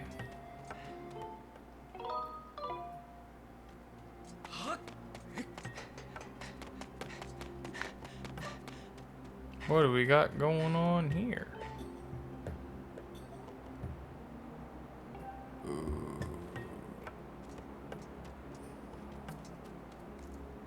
There's a giant chain. So, I have a question. What? Are you doing the boss rush in this stream? Maybe. I'm thinking about it, honestly. I mean, this part doesn't take long. So it's like, I'm gonna have to take a break to go get my mom, but like once I come back, I mean. It's Thunder Dragon for you. Where's my dad? I mean, I don't care. I don't care if you do. It's okay. If you want to, it's totally okay. Go for it. Well, no, I was gonna make the joke. I was making the joke of like, dude, where's my dad at a time like this? we need my dad in here to we need my dad Mega Wii Master 1 to be come in here and voice the Thunder Dragon again. I honestly cannot think of a better choice other than him to do that voice in that episode. Even though he kind of flubbies like, you know, I had a stroke. It's okay. It wasn't the stroke. It was just he kind of like stuttered a little bit, but it was perfect. Phenomenal job on him.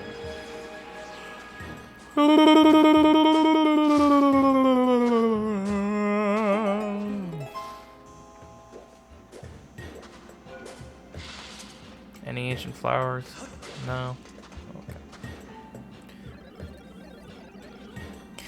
There are lots of big time shift stones here.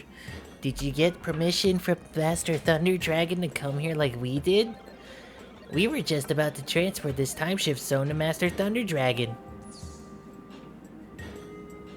There are many monsters. Practice extreme caution.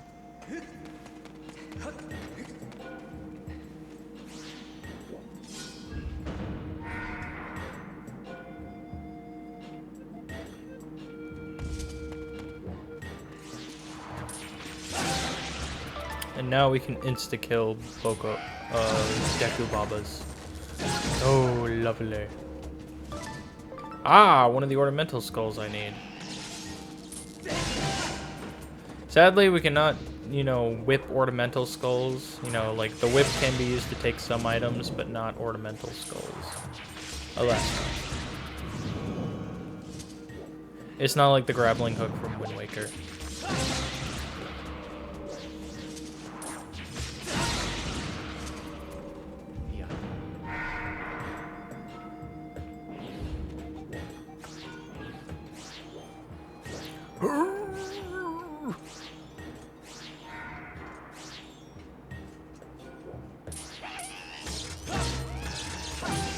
Damn it.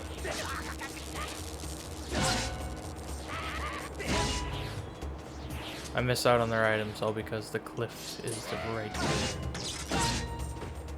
And I did it again!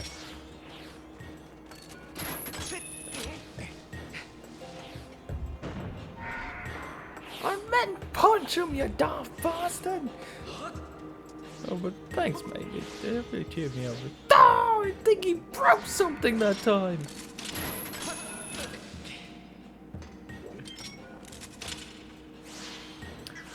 Biter! Ah, you erupted the captain!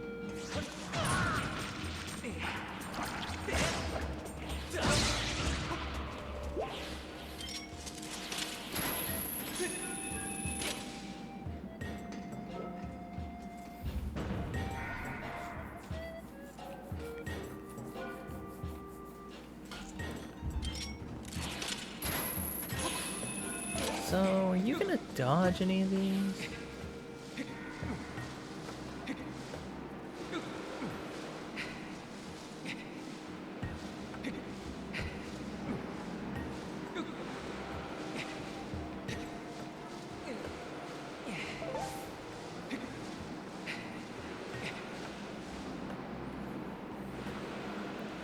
Roshi, what the hell? He said one way, I'm using it!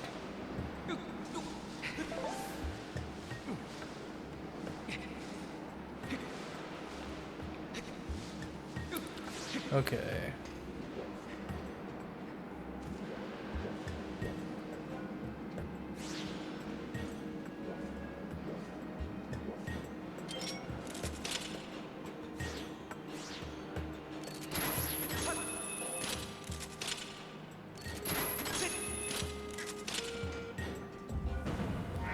So to put into perspective where we are right now, that's where we came from, and this is where we are. We're pretty much about halfway. We're going full circle. Yep. Not to be confused. Not to be confused of the movie Full Circle. But we're going full circle. Never heard of it.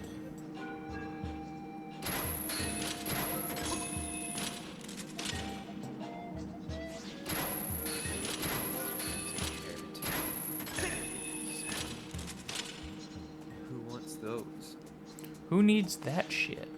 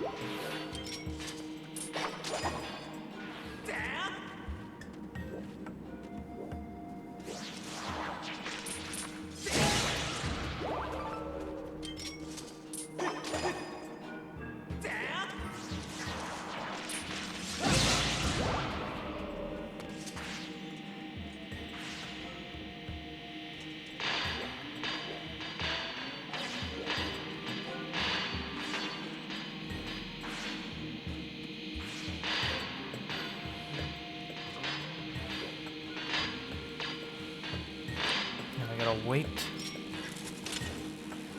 till it goes all the way to the door.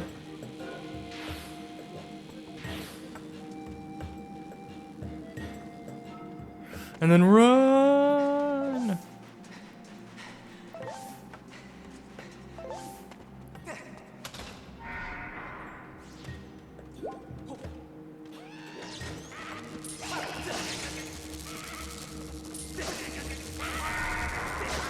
Gosh darn it. Dude, I'm literally gonna miss out on this shit. Hate this.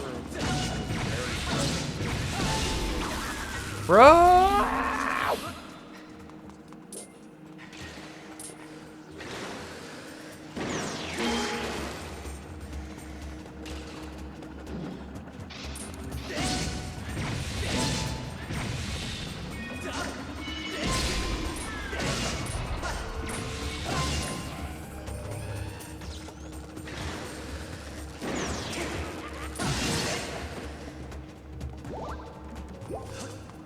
This is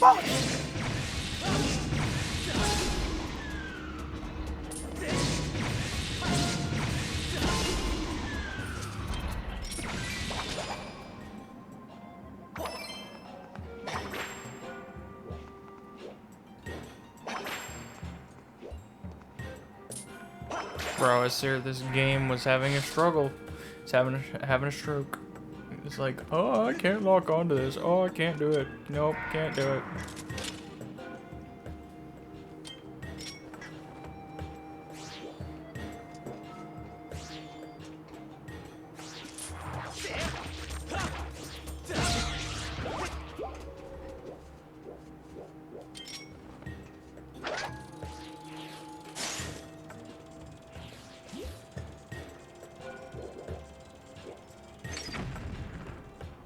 Do-do-do-do-do-do.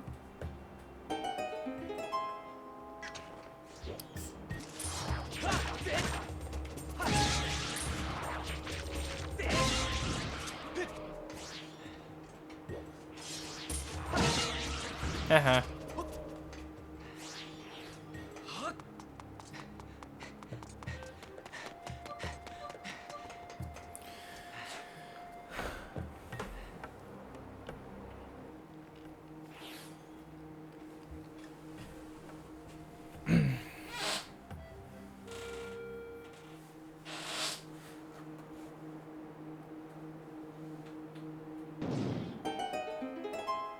Boo-ba-doo-ba-doo-ba-doo-boo.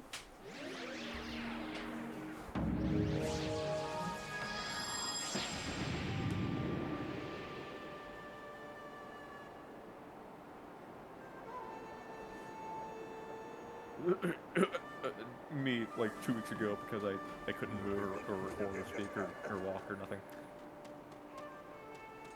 I'm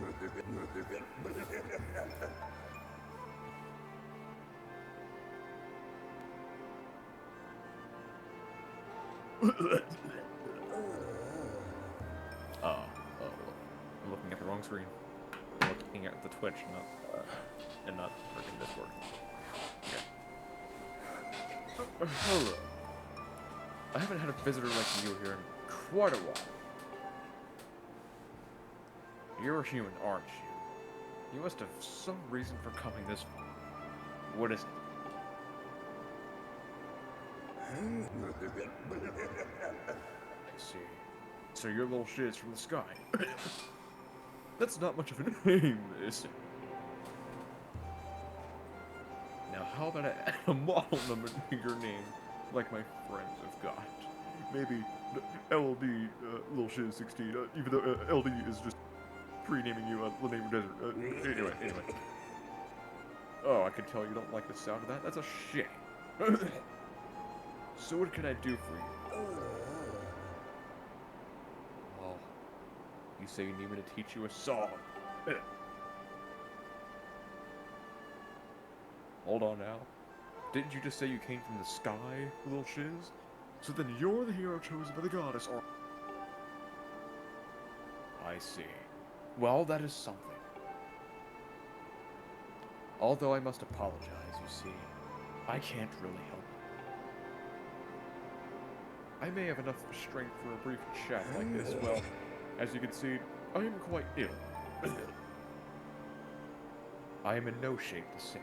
And to think it was the goddess herself who entrusted me with this important duty, I feel the deepest shame. I can't help it.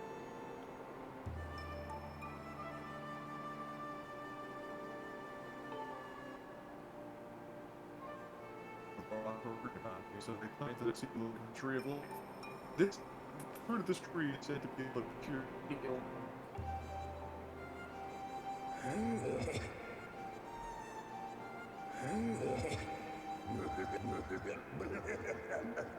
Your internet just like killed you.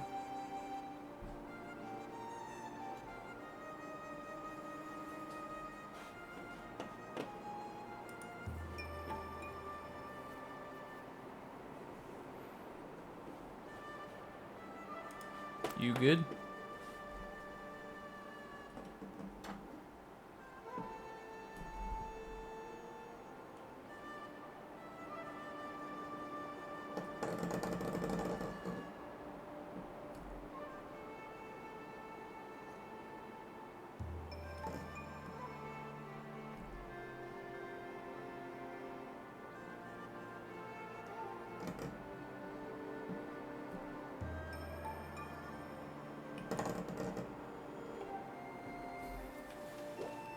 He thinks it's the end.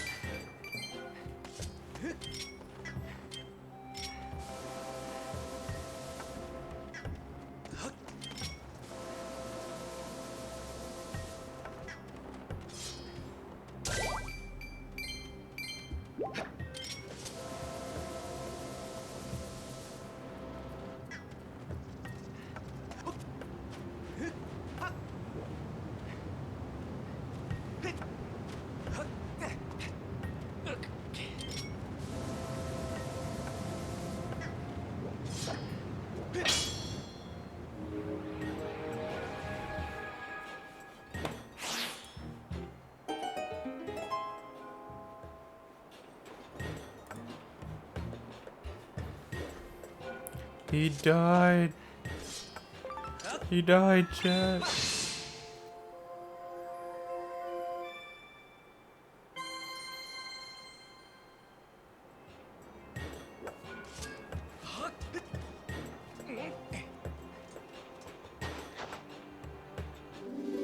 Got the life tree seedling. What are you doing with that seedling, Vroom? Actually, why am I talking like that? All the robots get plague voices. Master Thunder Dragon needs fruit from the Tree of Life to recover. Unless you mean to help our master. Really? Thank you. Make sure you plant the seedling somewhere where it will be sure to thrive. I fear growing the seedling to maturity in Lanier Province is impossible. We're counting on you. Yep, so that means we have to choose a different location.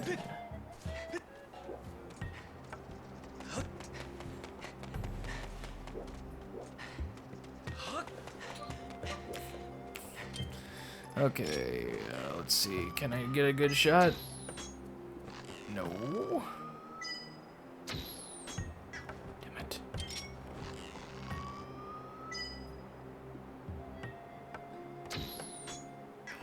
Of course I have to use the beetle.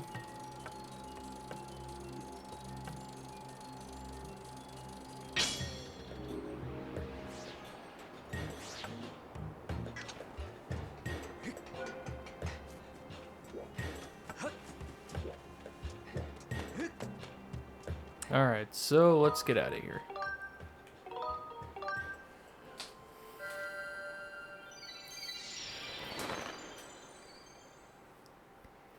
Hello. Hello. I have no idea what the fuck happened. Your internet shat the bed. Yeah. That's the only thing I can explain because, like, you went freaking T-Pain for a second there and then just, like, cut off completely and then just died. T-Pain. Yep. Anyway, I reset the router thinking with the key. I guess I'm back. Nice. However, I must go and PP for a short minute because it's been a while since I went in PP because this whole day has been PP. But Anyhow. Fi has a report. A report, Master. An unusual phenomenon is taking place within barren woods, making it impossible to descend directly into them at the moment. I recommend that you don't travel there because unless you want to get flooded by water and drown, just like Ben from that one game that people made a creepypasta of, I would not suggest opening that gate.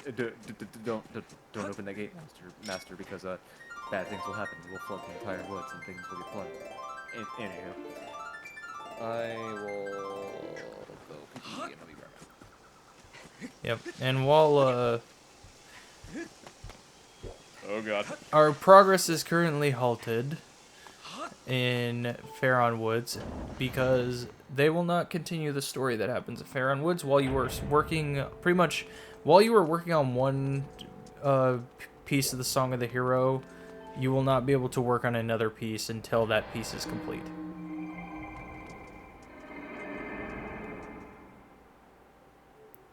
So that pretty much means, since we're working on Lineru's section, we cannot go and do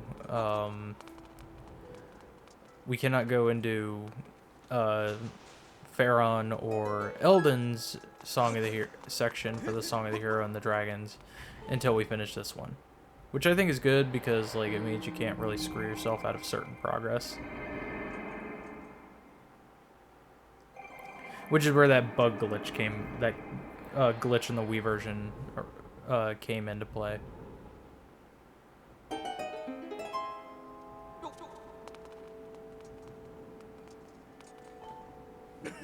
Oh yeah, now this is a tree I could look at all day. It's like a symbol for this temple or something. Every time I stare at it, my jaw starts hanging open and I get this weird happy feeling. Yeah, so we pretty much changed the future. We got the life tree fruit. And it's literally like Groose has, because we planted this in the past, it's like this tree has been here throughout our entire adventure. So like to Groose, the tree's always been there. To us, we know that we just planted it there.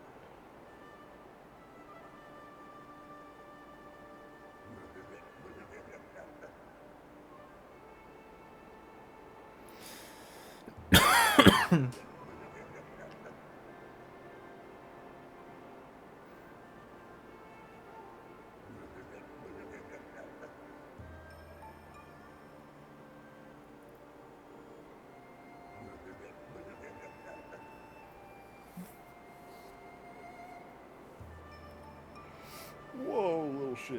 Is that a fruit that I see you bearing in your pouch there? I assume that'll heal me, of course. I guess I'll find out. Little shiz, hello there. Is there something you need?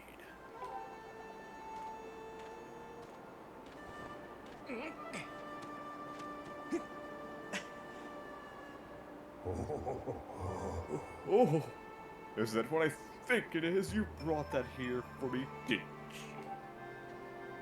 you? Oh, now the hat.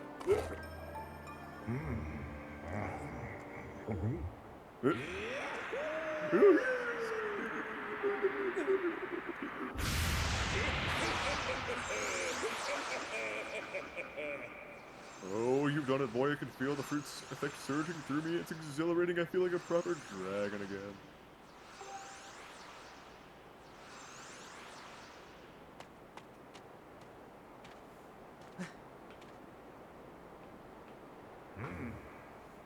Just because I have eternal life doesn't mean I still can't the mighty sick. Thanks to you, boy. This old dragon will keep on charging a while yet. I owe you a big thank you. So allow me to perform a moving rendition of my part of the Song of the Hero. I should warn you, I've got a mean set of pipes and I know how to use them. This'll clean out those ears, boy. So brace yourself.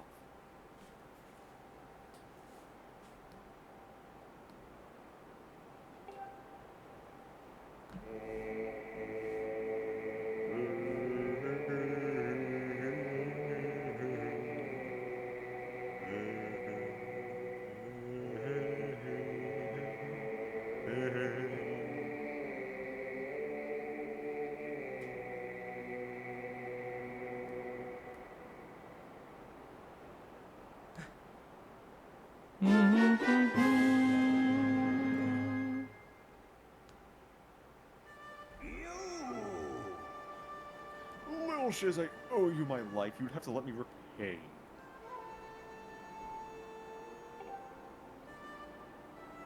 Give me some time to prepare, and when you next return to visit me, I'll believe you will be mightily pleased.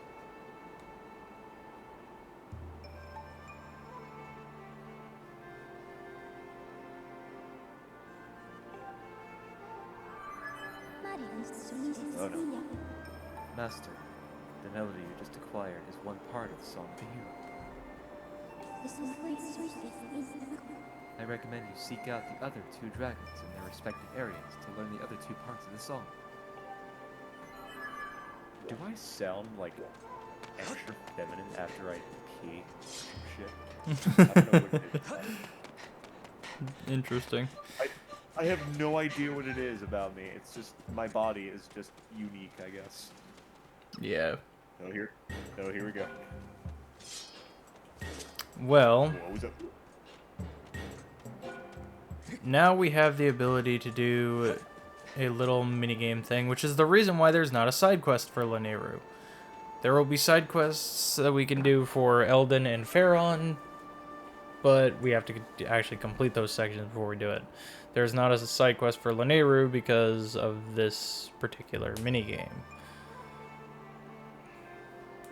But I'm gonna save that for after I go get my mom, because it's almost time for me to go get her. And we just won't have time to really crack into a lot of that. So when I get back, I will, when I get back, I will, I guess we will continue with the minigame. So I'll be right back, chat. Yeah, take your time.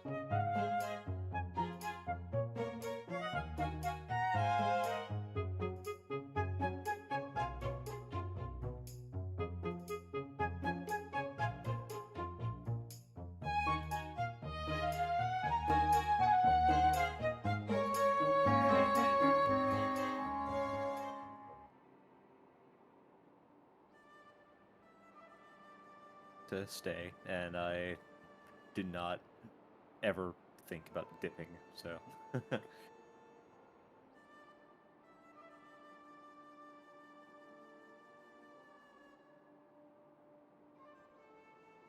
I mean, like, if there's any part of the game that I would want to keep you company, and it would definitely be the boss rush, considering that it's more of, like, the daunting challenge of... the main daunting challenge of this game. But...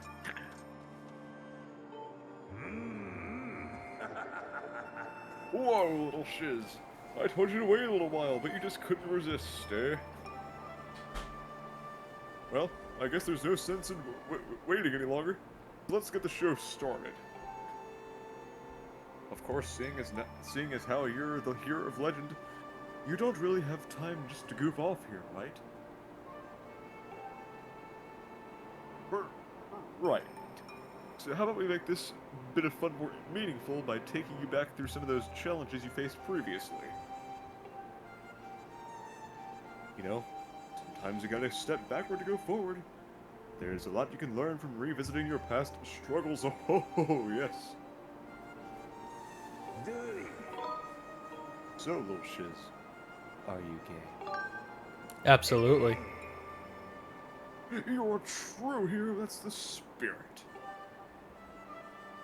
And if you would permit me, I'll take a peek at your past experiences. He's going to look into my mind. Indeed, indeed. You've done quite some amazing things, like battling fierce foes and overcoming the daunting trials of the Silent Realm. Alright then. Based on this experiences, excuse me. Sorry, had to clear my throat there, but anyway, you can choose one of two of those exciting challenges. Which one would you like to try? Pick whichever one you would like. You want to do battle? Fantastic, I like your moxie. Because you chose battle, I will select only from the toughest opponents you've ever faced. I will use my power to recreate the same battle, so you can face your greatest enemies once more. You are being a good sport, so I'll reward you. Do well enough, and I might just give you something truly special, an absurdly sturdy shield that apparently does not have the Triforce on it and does not represent the Lotwing. But if you lose, well, let's just say that this isn't just a game. If you lose, it's all over. You won't be going home in one piece. Still interested? Spoken like a little warrior, I like it.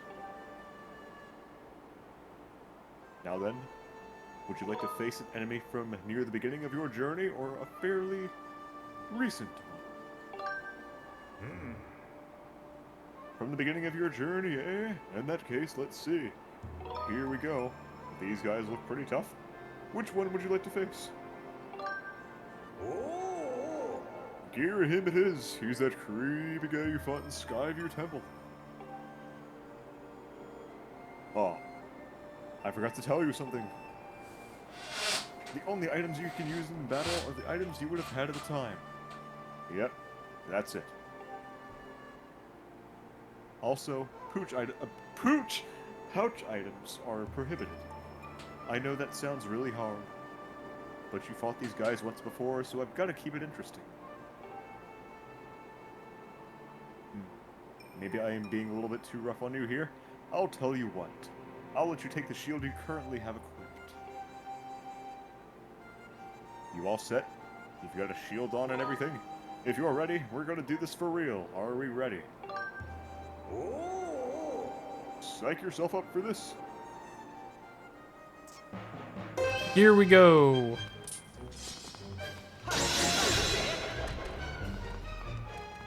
Indeed again. Hello, little shit. Slow me down.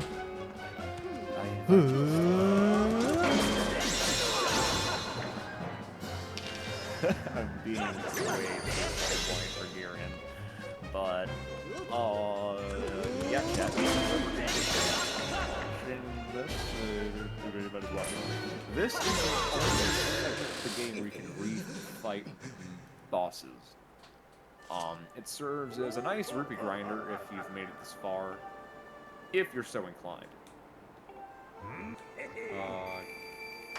You're 50 I rupees. guess I don't Yeah, have to voice the dragon anymore, so here we go. yeah. I figure we just kind of skip through it. It's the same dialogue all the time. It's just he gives you 50 rupees for a first time battle, or if you beat a new record, and then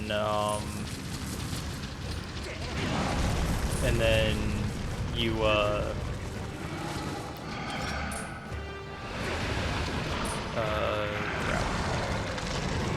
And then, you know, we'll say like, oh, you can now, here's your next battle, and I'll show you what your next battle is.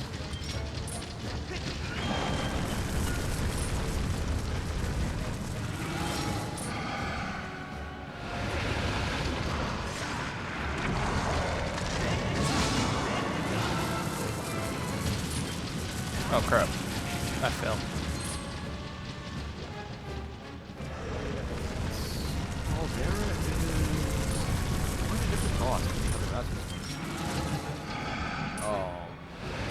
Mainly because this segment, even though it's optional, Skyward Sword. But just know that if you do this, boss fights go by a whole lot faster because you have the full master sword. So Yep. levels will help you with previous attempts. Okie dokie, Corbin. Well done. 50 rupees. Battle number 3. Moldarak.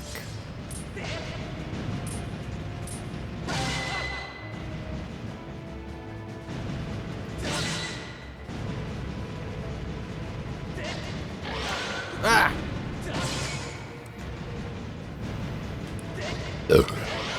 Oh crap. Oh, that was close. The other interesting thing about fights like this is your hearts and stuff carry over from fight to fight. That's why you also need to be careful of your health. This is especially tricky in hero mode because hero mode doesn't have heart drops. Yeah, assuming you've gotten every heart by then. By the way, it's impossible to have all 20 hearts considering this is one of the heart pieces that you get. Yes, it is impossible to have all 20 hearts because the 2 of the hearts are literally pouch items. Yeah. However, the most hearts you can have is 18. Well, 17 to 18, considering that you already have those light metals and you've got every previous heart. And considering that this heart piece, the one that you get for this boss rush, is the last one that you get in the game. What I did in my own game. Same. 17 to 18 is your ratio in this boss rush. So just know. Also, if you want to cheese this boss rush just a little bit, even though I've never really done it, I had to put in like an annotation just to prove that this was possible. If you take a certain potion, or a certain heart potion, or guardian potion, you name it, before beginning this boss rush, the effects will go into play here. So, if you want to go through like the first, I don't know, 6 minutes of boss refights without taking any damage, go right ahead. Because the effects will stay in this. The Thunder Dragon doesn't mention that because he doesn't want you to know that, but just know that it's a doable thing. Yeah. I've never done it, but just know that it's possible.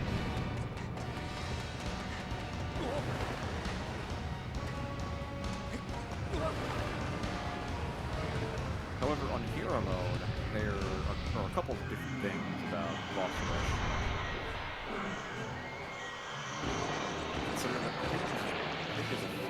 additional fights in this thing, let alone Yes. just these ones. Well, I think one additional fight.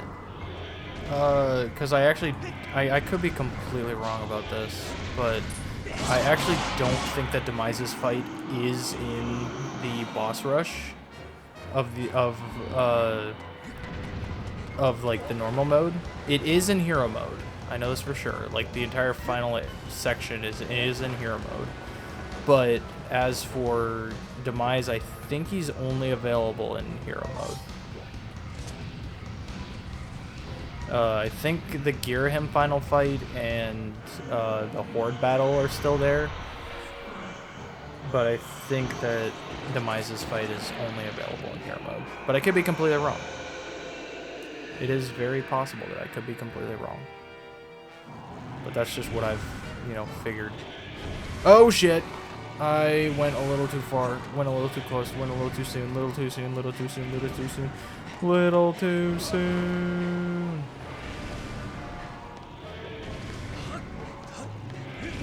Also, there's heart refills here at the top if you so wish to want to get some of your health back.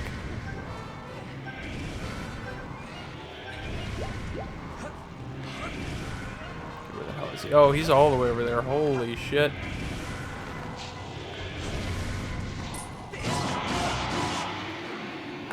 Run for the hills! Run away! Run away! Oh, ain't no money, daddy button. Well, Corbin, seeing as how he doesn't have testicles, I guess that would be his mommy and daddy button.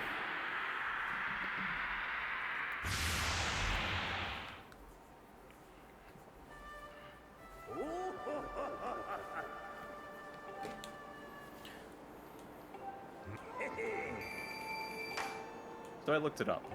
There's still 12. How also in the hero mode version you still fight a total of 12, which includes all of your regular bosses. However, there's a twist. Also, all three Girahim fights and the final demise. I think that includes the Horde battle because that is part of the last Girahim fight. Yeah. So I'll leave it at that.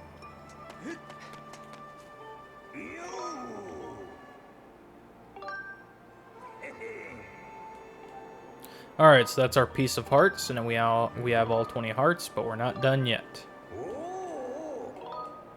As we have a total of 8 fights to get through in order to get the fabulously sturdy shield. I also, you know what, I'm gonna let him do it. You know how they said that only Link can wield the Master Sword? Yeah, that's just not true. I was gonna say, if you got hit by your own, that would be. I had to make sure that I didn't do that in the boss rush episode. So yeah, they lied to us. Link is not the only one who can swing his own shield or swing his own sword. Girahim will actually pick up the Master Sword.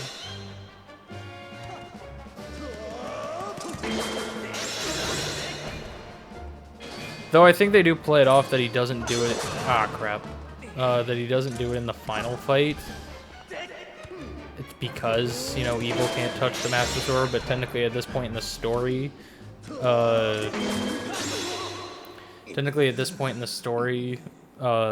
you had the Goddess Sword, which was not the Master Sword, so it did not have the power to repel evil.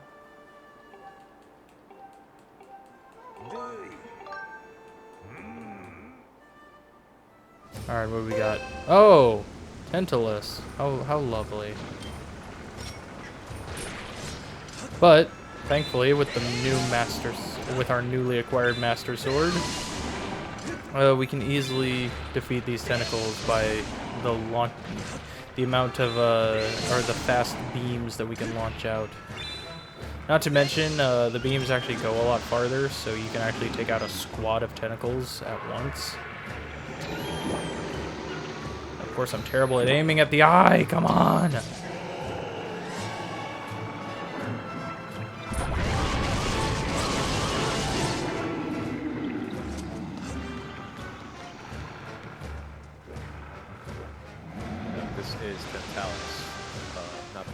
with Celia May, otherwise Mike Wazowski's girlfriend from Monsters Inc.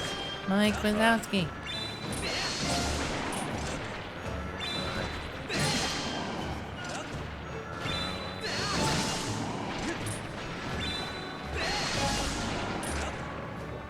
Alright, where's she appearing now?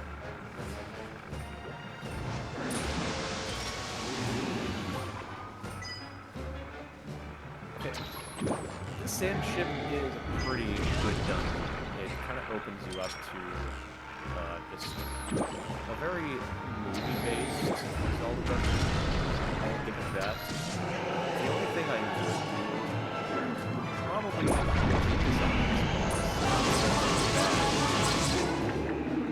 but in my opinion, this octopus or squid, it's too human-like. I think anybody who is a Zelda fan themselves would agree, and anybody worth their salt would probably redesign this right. Some people love it the way it is. However,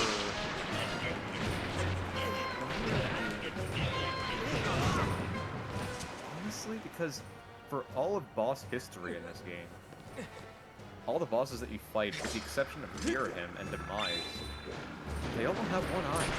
Like, what is it with bosses in this game being a Cyclops? I don't understand. They just like being Cyclops.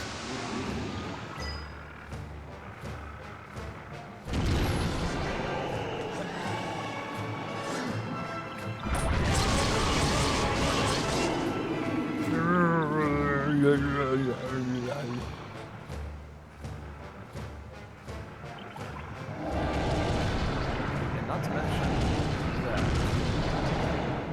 this isn't really in the same area, but when you fight Leviathan,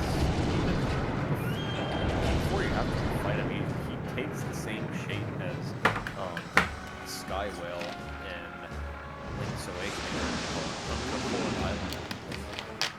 And especially in the remake, he was given a more refined appearance, so he was typically given the same design as Leviathan. So I like to try to launch this game with every inch of my heart. But sometimes I question this game's decisions. I have to say.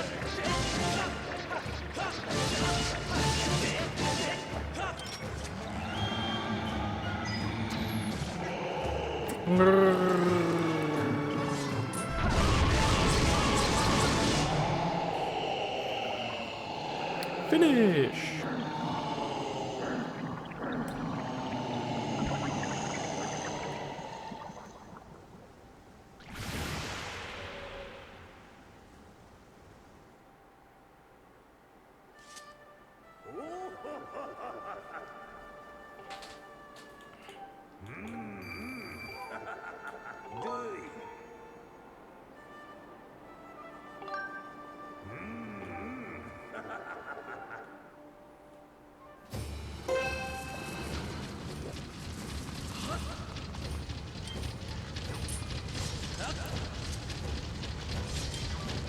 Oh yeah, your bombs also,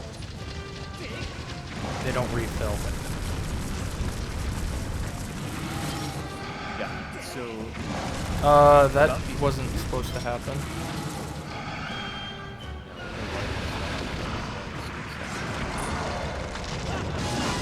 Yeah, anytime at all to restock on bombs, it would have to be during the fight where you mainly Scaldera. Yeah, which I mean, Scaldera is the only one you actually need bombs for, so... Like now I'm out of bombs, I'm out of bombs, I'm out of bombs, I'm out of bombs! This boss actually is possible not to kill, because there's bombs all over the place, so... I don't know. Man, I need a potion.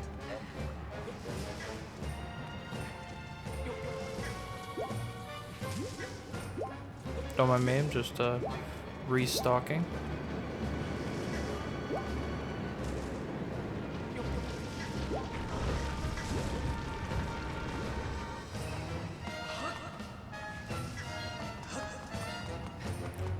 I'm not gonna make it. He's gonna shoot fireballs at me. Pew pew. Ow.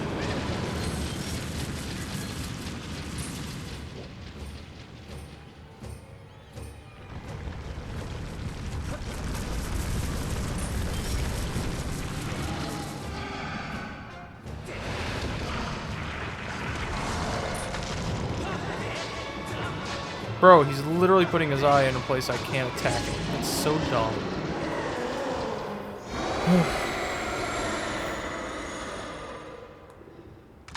Also, this is a funny thing to talk about, but for the majority of this game, the bosses you fight in the dungeons, you actually do end up defeating with the item that you get from the dungeon.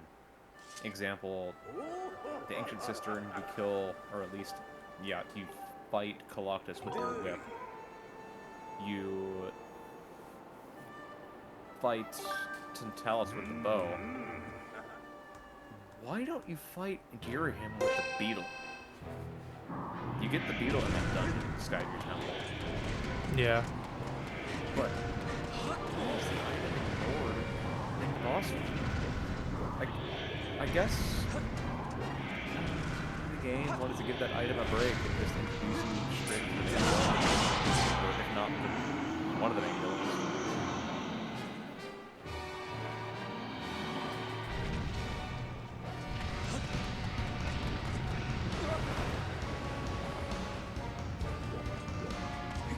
And at this point, yeah, Mega did bring up a pretty good point about like the one-time usable attack for a boss fight that you only use it for one time. Yeah, we agree that the Spiral Card may give you some additional speed in the sky. Yeah. But honestly, what else would you fight that attack? Nothing. Other than, like, you know, just little birds that have rupees. Yep. So I said it in the episode 41 where I did this boss rush. I said that this game does probably, you know, yeah, it wanted to spend a little extra time with the player and just kind of make you go out of your way to learn an attack, just to have some additional dialogue with one of the members of the Knight Academy, just you know, get that location. So I'm completely okay with this game, like, giving me, like, a one-time use technique, I guess. Because it is just the game, and I get some more... No, that's not good, that's not good. Oh, crap.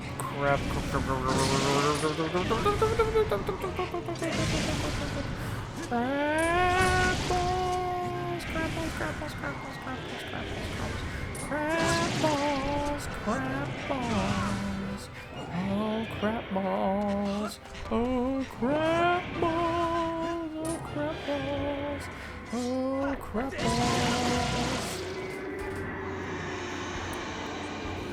Hell no.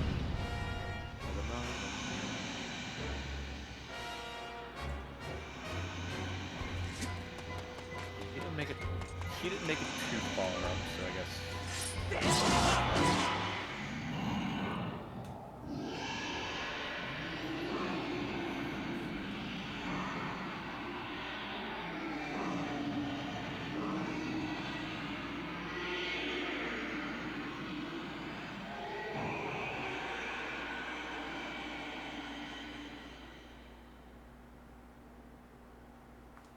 However, between Skyward Sword and Wind Waker, in Twilight Princess and Majora's Mask, you were actually given a couple of alternatives for outfits and tunics. In Majora's Mask, you were given Fierce Deity's Mask, which turned you into... Fierce Deity. Yeah. And you were able to use the Fairy Sword, it turns you into Adult Link, and you stuff like that. Twilight Princess, you're given a Zora tunic and a magic armor. I guess there's if there's one extra thing that I wish Skyward Sword had been, Yeah, oddly enough, Wind Waker and Skyward Sword didn't have any.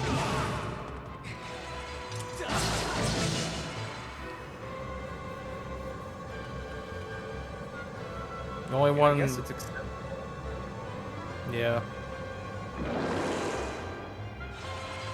Since, you know, Link is the first iteration of, you know, the hero that, like, you know, you don't want him to have an outfit that, like, may not be of his hero stature, I guess.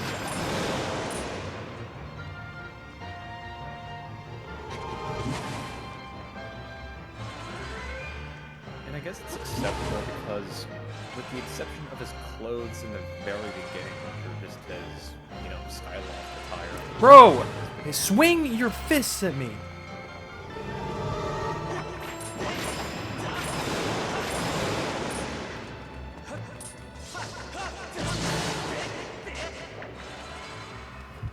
I guess there's one Stop parallel. fisting me! Okay. Not all at once! Can I just have a minute? Sure you can. I guess if there's one parallel that Skyward Sword and Wind Waker have, is that you wake up in your pajamas and you're introduced to birds. Wind Waker and, you know, good birds in Skyward Sword. Evil birds. Maybe they give maybe the birds of Skyward Sword give Hero Wins Link PTSD. It's evil. Just like that lady with that pierce.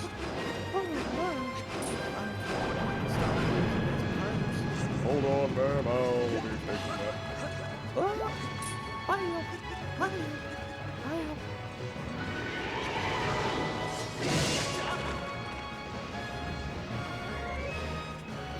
Okay.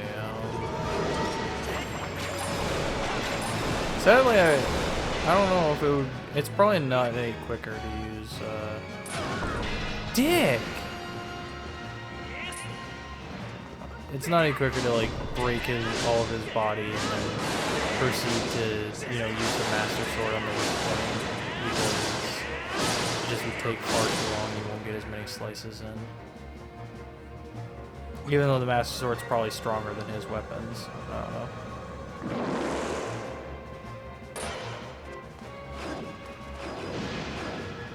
What would be interesting is that it's kind of random for me to say.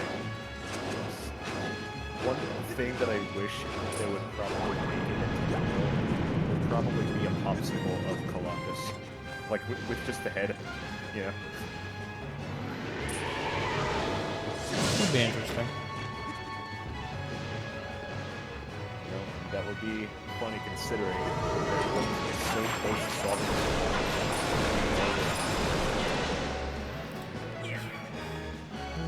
Okay, but I was looking for me all the time. It's the perfect crime.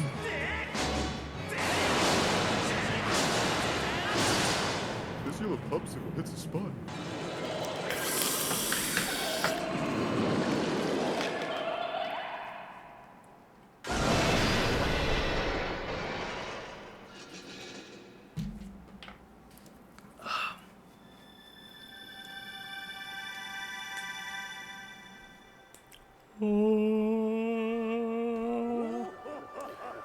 Well done, spectacular display.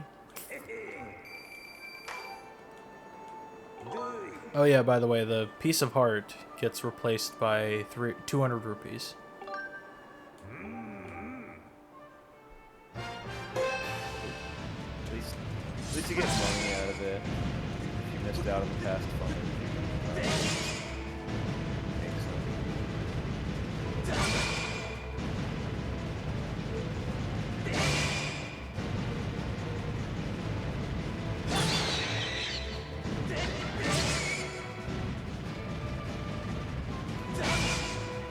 I just realized that our final fight has the potential of being one of two things.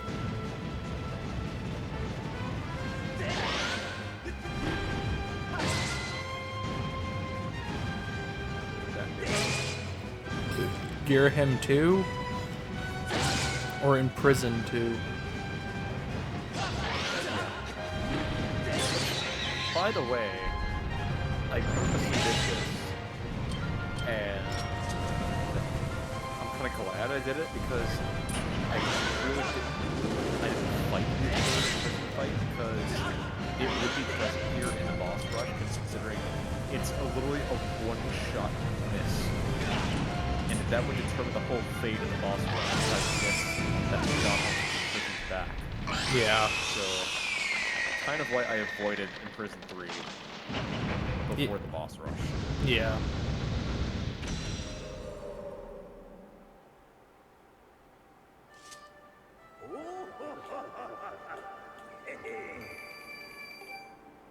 I know it's like an easy shot if I go from the back, but honestly though, I kind of just didn't want to risk it on video. I get nervous when recording. I still do. And that's unfortunate. I guess we stuck with Ghirahim then. That's unfortunate. Literally, the Imprisoned 2 is going to be our last fight. That's pathetic.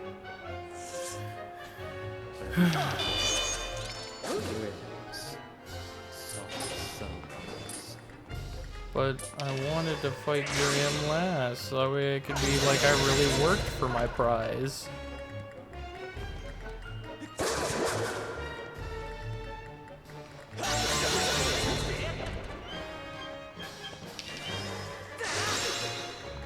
Yeah, no worry. I think I got it.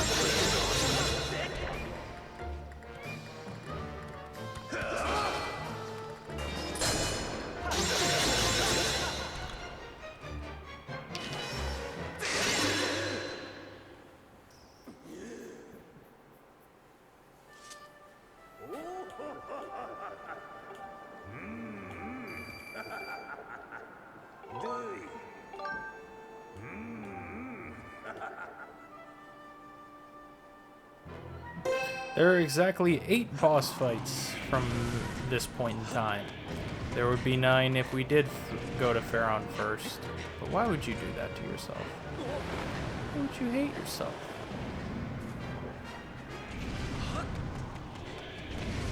Seriously, why would you want to hate yourself like that?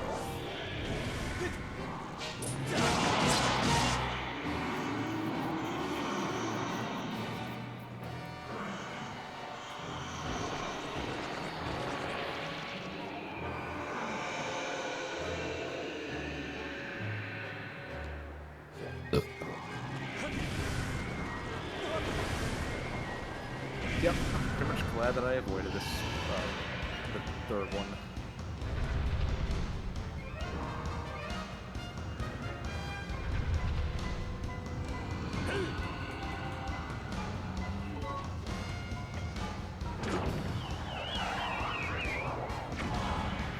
Also, a little known fact is that during these boss fights, you could actually, if you wanted to, waste the time, you could actually go up to the top and watch Groose actually load up the Bruceinator. Yeah, I guess if you're not very keen on saving humanity, just go watch Bruce do his job. Hell yeah, man.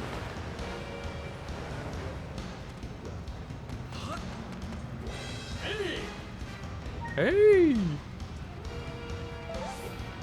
Okay, how far is he going?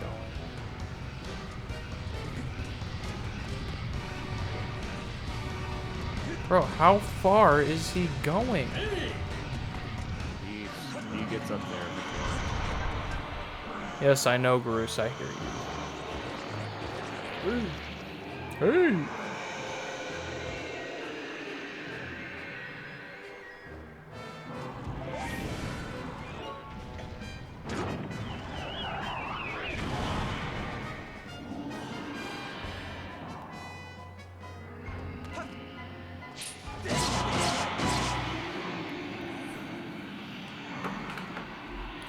Finish this!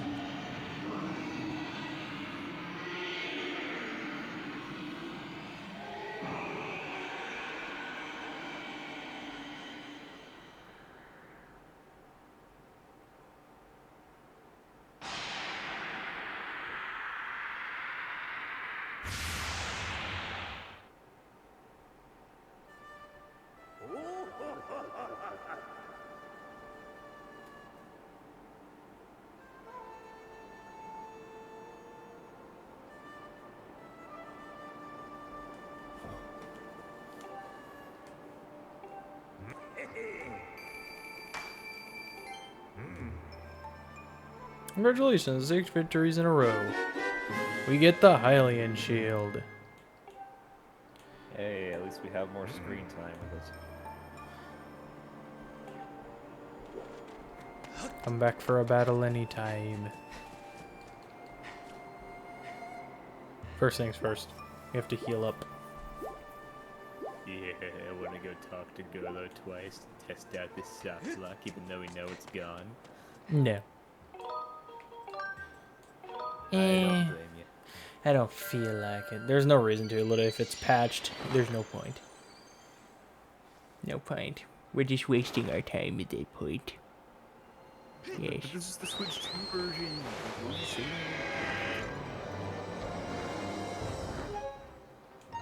It was patched on Switch, but this is the Switch 2 if I'm not wrong. Well, it's not a Switch 2 edition. It's just updates that make the resolution and shit better. Even though I still love the original version. No matter what. I mean, duh. You haven't played the Switch 2 version because there is none. It's just performance. That's it. Not to mention, it's really just resolution performance, not actual FPS, because the FPS was already at 60.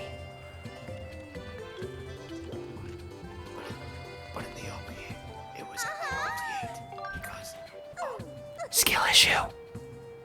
the capture card I had didn't record at 60 FPS. Skill issue.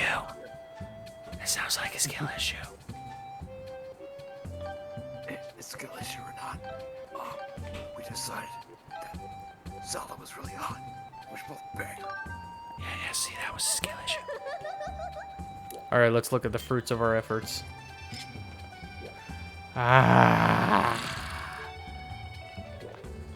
It's so beautiful. And, funny enough, if you click repair your shield, what is all this nonsense? You don't even have any shields that need fixing.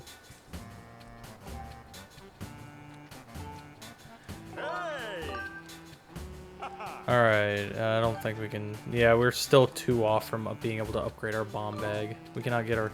It's like the last upgrade we have to make. Because I've got all the item upgrades.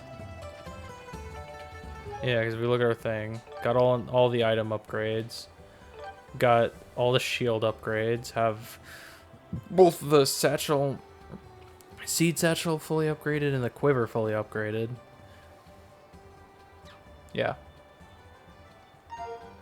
We just have to get some ornamental skulls. So that's fun.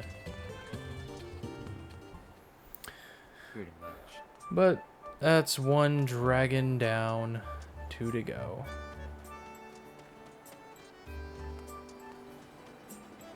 And I think with that, chat, I think we're gonna call it here. So that just, I think, yeah. We'll call it here. We got the Hylian shield. We got, you know, everything else. We're sitting pretty good. So next stream we'll more than likely do both of the other dragons, since they're pretty simple. We'll do the other dragons, finish all the Gratitude Crystal side quests, and then maybe do the Silent Realm for the Song of the Hero. We'll see though. Just depends on how everything goes, more than likely. I don't know if Skyward Sword will be the next stream. It just depends. I may just go ahead and do a back and forth between Final Fantasy VII Remake and Skyward Sword. It just really depends on how I'm feeling tomorrow or whenever I decide to stream. It probably will be tomorrow, honestly. But who knows? We'll see. It just depends. Yeah. And if I somehow, by some way, shape, or form, I can't make it, of course I'll try and let you know. Yeah. Alright. Well, with that, I guess I'm going to call it here, chat. So thanks for coming out. Thanks for watching, as always. And I'll either be back tomorrow or potentially Friday. Who knows? Good night, chat.